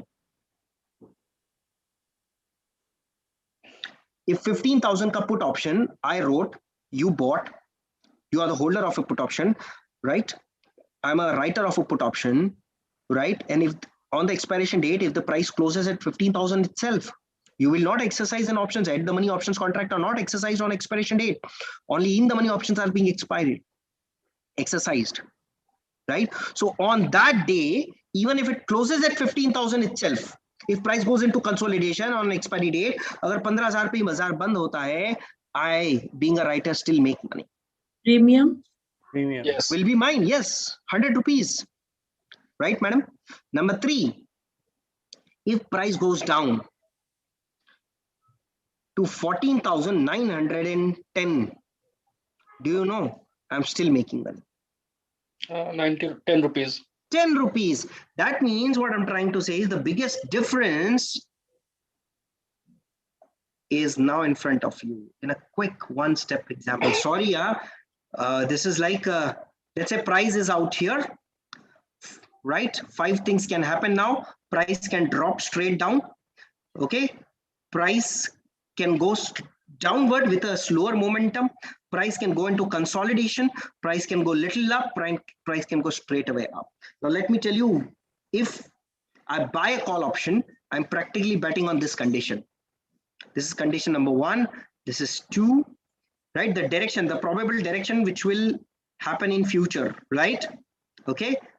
The 5 conditions can happen. I'm at this particular point, right? If I buy a call option, right, I will only make money if condition 1 and condition 2 prevails. If the price shoots up, right? Okay. If I buy a call option and condition 3, condition 4, and condition 5 happens, if the stock price goes into consolidation, go little down or straight away down, I'll lose money. Right, everyone? Okay. Right. But if instead of this, if I short a put option, let's understand what all will happen with me. Right? Number 1, if price straight away goes up and I went short in a put option, I'll make money. Right? If condition 2 happens, if price goes up but with slower momentum, I will still make money. If price goes into consolidation, I'll still make money. Right? In fact, if price goes down to an extent of 14,901, I will still make money. But yes, if price goes below 14,900, which is strike price minus premium, then only I'm going to lose money. It directly says, sir, when I write a put option instead of buying a call option. But in case 1, there's I only make 100 rupees, but in call option, I can make more than that. Sir, try to make it and tell me how it works, sir. Go and trade, my challenge, sir. Because there's a concept of, I'll tell you, there's a concept, theta, which will eat. Risk is higher. Risk will be higher. One second, madam. Because his question is that in case one, right? If I have bought a call option, let me tell you, sir, there are 2 problems which will happen. Number 1, if price goes beyond a certain level, right? My strike price of call option will become in the money, and unfortunately in India, in the money options are not liquid. So see the liquidity. Can you see the volumes on the call option? 36 contract, 1242 contract, 18 contract, 137 contracts, 60 contracts. These are in the money options contract. But if you see out of money contracts, 7,000, 4,000, 10,000 contracts. So if I buy a call option and it becomes in the money, I will have a problem of squaring off. Number 1. Because it is cheaper. That is why it is the volume is higher in case of OTM contract. No, sir, not necessary. Not absolutely necessary at all. Number two is theta values will always keep on eating up my premiums. The time value of the option premium will keep declining throughout the month. Number 3, right? Number 3 is, which we are going to discuss in next few minutes, just to tell you when price goes up, the implied volatility of options comes down, and the Vega value impacts a lot to the option premium. I don't know whether you have seen this or not. After 24th March last year, when the market started turning upward, the premium stopped moving upward. The call option premium stopped moving upward. Why is it so? Because when the prices were moving upward, when the index and the stock prices were going upward, the implied volatility of options started coming down, which impacted the options premium badly. So at three different points, I'll have loss problems. Right, so the options are very, very dynamic. Some other day we'll take it up. But just to tell you, if I write a put option, my probability of winning is 80%, sir. But if I go practically with buying a call option, my probability of winning is just 40% in case 1 and case 2. So I'm more inclined towards increasing my probability of winning. Sir, actually, end of the day, it depends on the premium amount. Now, what premium I'm selling or at what premium I'm buying. Avijit ji, एक छोटा सा मैं बात सबको बताता हूं. There is a proverb in options market: innocent traders trades on premium, intelligent investors invest on IVs, which is implied volatility. Sir, let me come to the implied volatility. Probably you'll have a comprehensive understanding of the concept, sir. Right, sir? Yes, sir. Yes, sir. When I first time went to Ministry of Finance, they also had the same issue.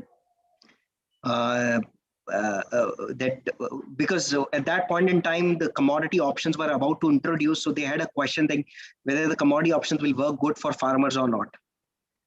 I said no. Buying an option is not a solution for risk management at all, and a non-linear product is never being part of any corporate treasury for hedging. I believe most of you are academicians, probably, or from the corporate side. You must be knowing that in corporate treasuries, including starting from Reliance Treasury to a small SME Treasury, they don't expose themselves for options, being a non-linear derivative. Because being a non-linear derivative, you start buying, right? It keeps on eating up your premiums. And that's why corporate treasury uses Forex forwards for currency hedging and commodity futures for commodity hedging, not options. So बहुत अलग है sir options market. चलिए वापस आते हैं on the point. Right. So what we try to do using a put call ratio, हम लोग put call ratio पे एक analysis run करेंगे, and we'll try to find out what is the put call ratio and the historical put call ratio lows and historical put call ratios high will be checked. हम लोग क्या करेंगे? We are going to check the historical put call ratio of few stocks, and we'll find out that what is the least put call ratio which works good, because everything works in a broader range.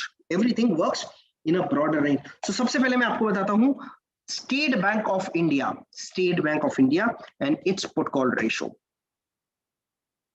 Right.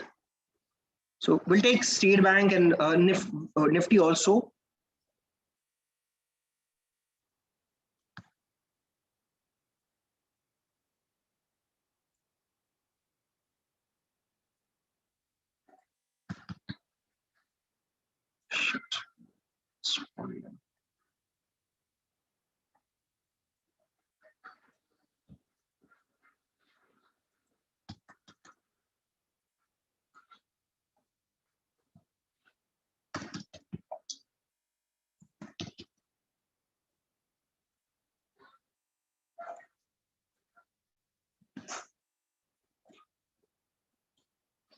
So what is now in front of you is the price chart of State Bank of India.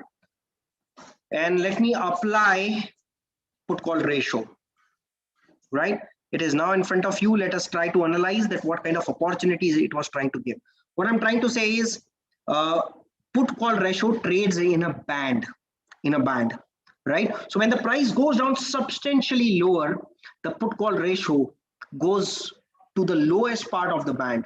And when the price shoots up, the put call ratio shoots up and goes in the upper band. Right? So let us analyze it quickly in next 5 minutes. Yeah, this looks pretty good. Let me use a 3 years data.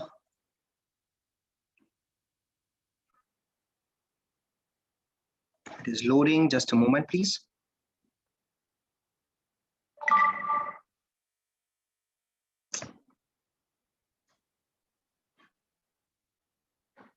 Wi-Fi चालू है?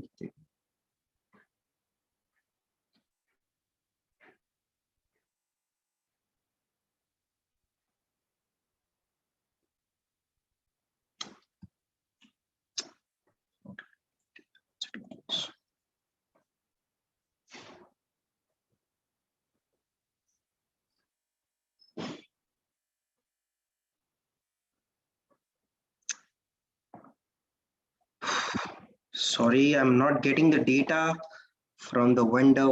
Just a moment, please.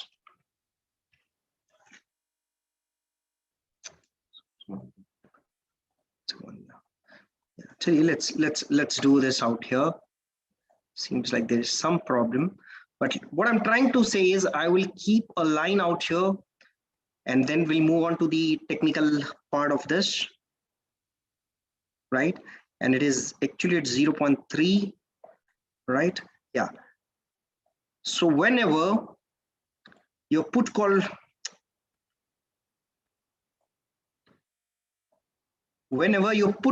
ratio goes down, goes down for State Bank of India below 0.3, you have an opportunity to enter and start accumulating. Why? Because historically it has been seen that put call ratio specifically works pretty good in State Bank of India if it goes below 0.3. So what we do is we collect the historical data. Let me show you. We collect the entire historical data and bifurcate the data into parts, right? This is what we do every day through different portals. You may see the data. This data is of all major stocks. So let's say Bajaj Auto data. We have delivery data. You can see this on the left-hand side. Delivery data, put call ratio, implied volatility, and open interest. The 4 important pointers for every single day is being collected. Now what we do is we find out the minimum and the maximum band of open interest, right? Okay, and then we make different bands: zone 1, zone 2, zone 3, zone 4, zone 5. Okay, right? And then we locate in which zone the stock put call ratio is. So let me take you and give you an example out here. Now suppose I have a data of put call ratio, PCR. Madam, I'm just extending by 12 more minutes, right? I think they can have a quick lunch today for 30 minutes. Huh? Yes, fine, sir, fine, sir. Right? So let's say a put call ratio, my observation says the average put call ratio of something is 1, right? That's my average, right? That means I have a historical data, right? And I have taken the simple average of it. The STTP, which is standard deviation, is suppose 0.15. Now let me create a band. Okay, this is average. This is average minus 1 SD. I believe you all understand 1 SD is 1 standard deviation.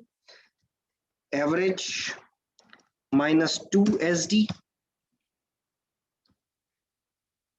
Then I have average plus 1 SD and average plus 2 SD, right? These are my zones.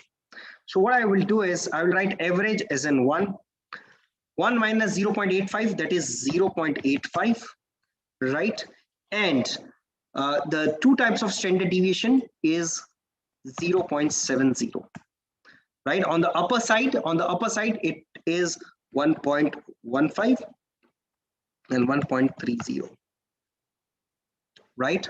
Okay, so let me tell you what I do. The minute I get this information, I will try to locate what is my current put call ratio. Suppose my put call ratio is below 0.75, So definitely the put call ratio has gone down. Put call ratio goes down. I'll go back and check this Excel sheet. When the price goes down, the put call ratio also goes down. That means the price of the stock would have gone down substantially lower, and it is so lower, the call option writers are so powerful that they have written calls like anything, right? And my historical put call ratio and its average standard deviation, the current put call ratio is lower than my average minus 2 times of standard deviation. That means it says I'm close to the bottom. Why? When I'm close to the bottom, let me tell you, it's a point of accumulation, because with every fall, right, when the put call ratio goes below 2 times of standard deviation, the price has a tendency to stop and immediately gives you a bounce back. It immediately gives you a bounce back. And that's what I'm trying to say. Same way, suppose if the prices have gone higher, definitely when the price goes higher, put call ratio would also have gone higher. When put call ratio goes higher, goes beyond 2 times of standard deviation, goes beyond 1.3, goes beyond 1.3, let's say it is at 1.4, 1.5, 1.6 kind of, don't worry, mark my words, market is oversaturated, right? It is expected to come down. If the stock historical put call ratios data talks about the 1.3, right? In my example, it is 1.3. So if it goes beyond that, mark my words, there will be a change in trend, which will be downtrend. Now let me show you with some examples quickly.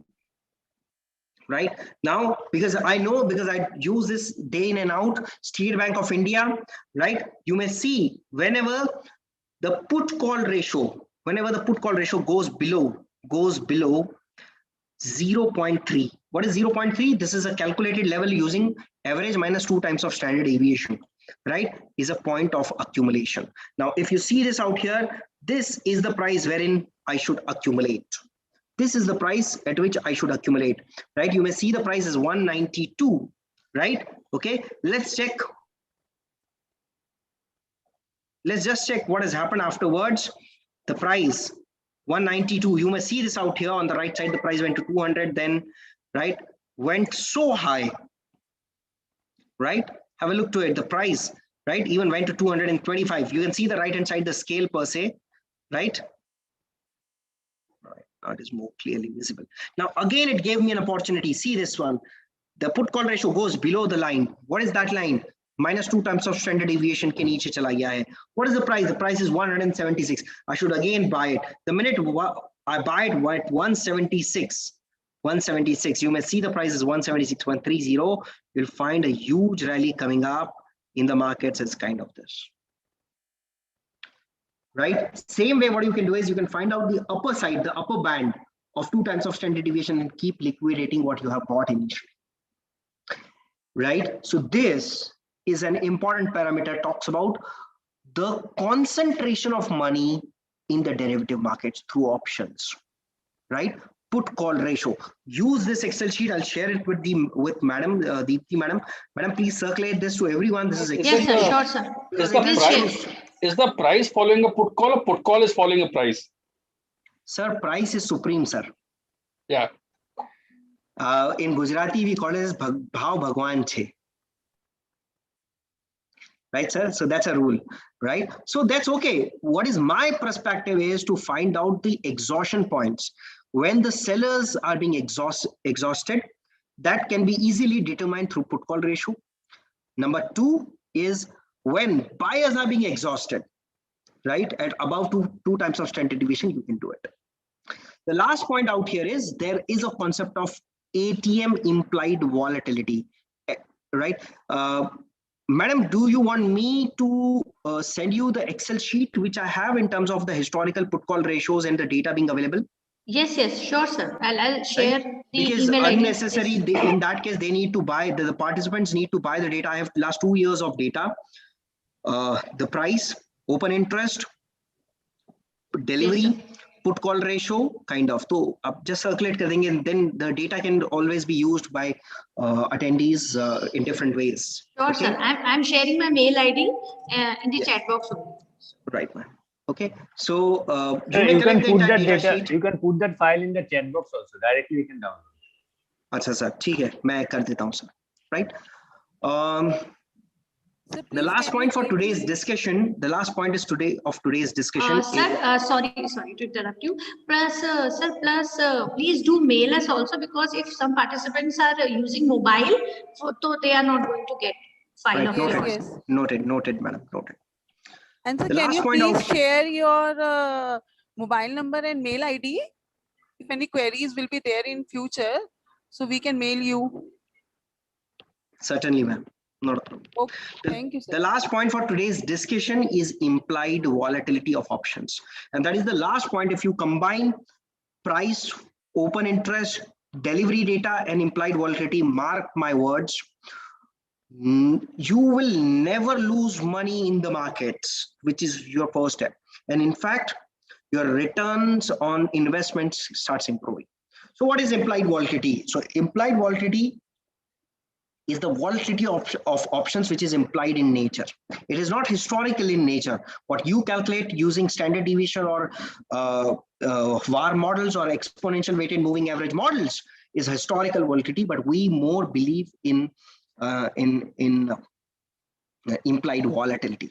So what is implied volatility? Just to tell you in one simple line, something being populated by the exchange, you can see IV. Can you see the IV, the selected data cell, IV? For every strike price, you have an implied volatility per se. So what we do is, it is really not possible to capture the implied volatility of all strike prices. We take implied volatility of at the money options. At the money options means the options contract which is very, very close to the very close to the spot price. Now, what are the use of this? Number one, implied volatility is defined in Hindi as an ghabrahat. Vyakulta could be. What is this? This is basically an parameter to define whether market is in fear or not in fear at all. Because the minute you understand if the market is in fear or not, you'll be able to find out the appropriate direction. There are two perspectives to it. The first perspective is, before any kind of event,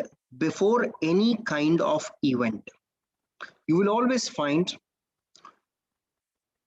घबराहट बढ़ जाती है. So before budget, let me tell you, before budget, there was a lot of vyakulta in the market saying what will be the budget.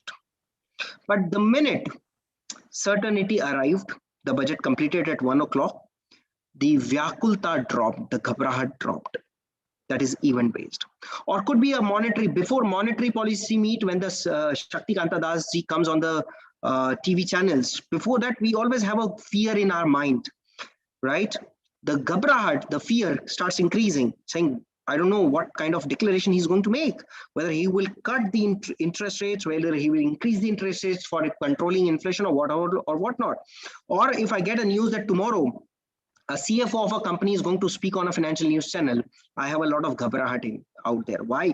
Because I will think from a perspective that yes, there could be a declaration which he will make, and I'm really not sure what will be the declaration. It is quite possible that once he makes a declaration, there could be a direction of the stock, but घबराहट जो है, that starts decreasing. So what I'm trying to say is, before any event, could be budget, could be anything, could be monetary policy, could be अगर एक news आ जाता है कि आज 8 बजे मोदी जी बात करेंगे, right? Could be anything, right? Will bring a lot of घबराहट. That means implied volatility has a tendency to increase before event, and implied volatility has a tendency to drop after events. That is with respect to events. But in the normal circumstances, whenever a stock falls, when the stock becomes bearish, the implied volatility shoots up. So two different perspectives. One is directional perspective and second is event perspective. The event perspective is pretty simple. Before event, the implied volatility increases. After the event, implied volatility goes down.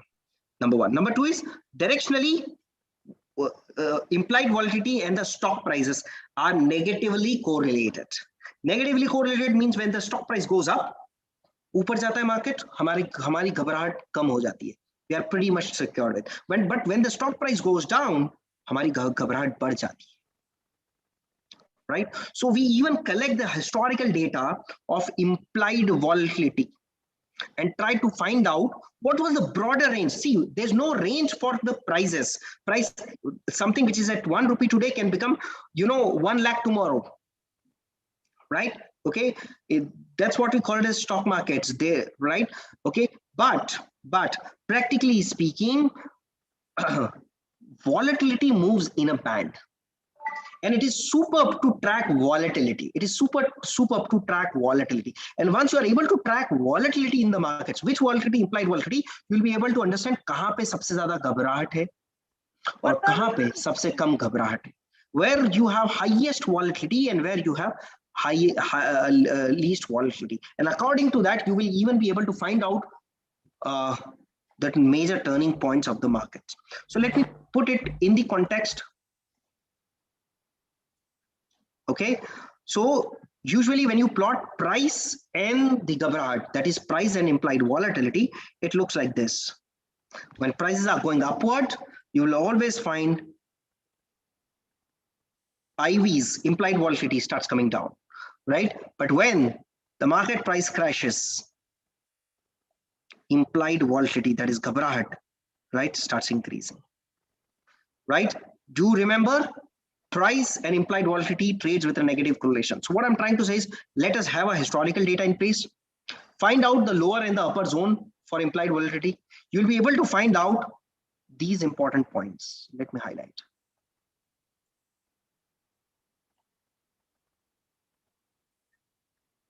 With historical data, right? So already I have the data. I have plotted this out here for all of you. Have a look to it. This is the price chart. The blue line represents the price and the red line represents the implied volatility, of the options, right, at the money options contract. And you can see this out here. Let me copy and paste.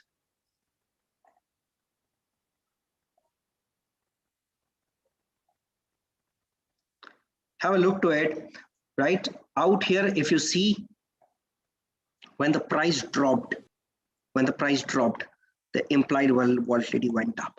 And after that, when the price starts moving upward, right, in the upward direction, right, the volatility started dropping.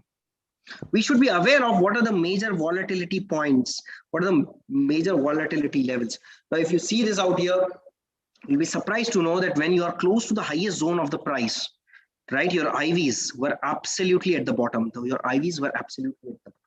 Not just this, let me take you to the one more chart because of little time restriction. What is now in front of you is the Kotak Bank. Kotak Bank, see this out here, well, right? Let me again copy this and paste it out there. This is Kotak Bank now in front of you, right? Price crashed, volatility went higher, right?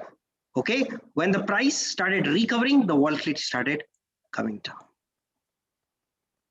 right? So a usual concept, what is that usual concept? A usual concept is increase in price, decrease in IVs, decrease in price, increase in IVs. So let me tell you the last fundamental rule of combining everything, first of IV and price, negatively correlated. IV and price are negatively correlated. Okay, right. Now let me combine everything what I've told you so that you should be able to make a comprehensive understanding of it. If delivery data, sorry, if the delivery data is showing huge spikes, before that the price trend was down. Before that, price trend was down. When the price trend was down, put call ratio was also went below the -2 times of SD zone, and IVs are at their highest levels. It is a point of accumulation. it is a point of accumulation. And the vice versa is just opposite. So I'm just trying to combine everything. That huge deliveries has happened. When the huge deliveries have happened, right, I have seen a decrease in price. So I've seen a downtrend before huge deliveries got reported. Because the price went down, the IVs were pretty high. That is again a reference point for me. And apart from this, the put call ratio also went below 2 times of standard deviation zone. That makes my perfect model for accumulation. So is it necessary that all 4 will happening at the same time? No, sir. No. You will never. That's a very good question. No. But aage piche in last 4 or 5 days, you will find that quite possible. The put call ratio was below 2 times of SD zone 5 days back. Right? But today delivery is reported. That's quite possible. But when you see from a holistic perspective, right, you will get comprehensive understanding that yes, ye bhi hua, ye bhi hua, ye bhi hua, ye bhi hua, and this has also happened. If all 4 conditions, comes true out here, right? Let me tell you, even for a bad stock, right, it is now capable to give you good returns from the buying perspective. Use the entire thing in the opposite direction to make money, right, by going short. So that's the end. Sorry, I have to finish off a little early because bahut sara cheez tha, but theek hai. Grossly, I have covered what all I have planned, basically. But this is the final point. Do remember combine data, right? Combine data as much as possible, right? And with this, when you combine more orientation towards price analysis, this gives you a perfect trading setup. Over to you, madam. That's it from my side. Thank you so much, sir. Itna samajh mein aaya ki from today, we would be started looking for weak stocks rather than going for strongest stocks on the rally. Thank you so much, sir. And now I would like to request Ritu Mishra ma'am is the sir's session and as well as to give him vote of thanks from our side. Ritu ma'am, over to you. Ma'am, over to you. Yes, Deepti ma'am, am I audible? Yes, Ritu ma'am. Okay, thank you so much, Deepti ma'am. So today's session was all throughout very knowledgeable and it had interesting information. So Hitesh sir, we would like to thank you for enlightening us with your knowledge. And today we got some deep insights into the concept of derivatives and how to trade on exchanges. So, sir, you have also enhanced our awareness about the types of data which are available, which are there in the derivatives market and various approaches towards it. So today we got to learn about the concept of prices in the derivatives market, about a bullish day and a bearish day, then various types of charts in the markets like 15 minutes, 1 minute, 1 hour, 3 months, and of course the importance of volume in trade also. And in the second half, the session about open interest and then call options and put options and the put and call ratios, or all this information was very informative, sir. And I would like to give a special reference to exuberant deliveries, sir. That was again very informative. And that with that, we also got to know about accumulation points and distribution points. So I'm pretty sure that this valuable knowledge will help all of us a lot in the future also. So once again, please accept our sincere gratitude. We thank you from the bottom of our heart for such a knowledgeable and enriching session. And we would look forward for more such sessions from you in the future also, sir. Thank Certainly, you. ma'am. So thank you so much, everyone. Please take care of yourself in the current unprecedented times. Be safe and sound. Keep learning, keep exploring always.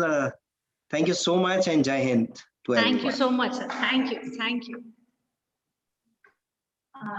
Signing off. Thank you. Thank you, sir. Thank you so much.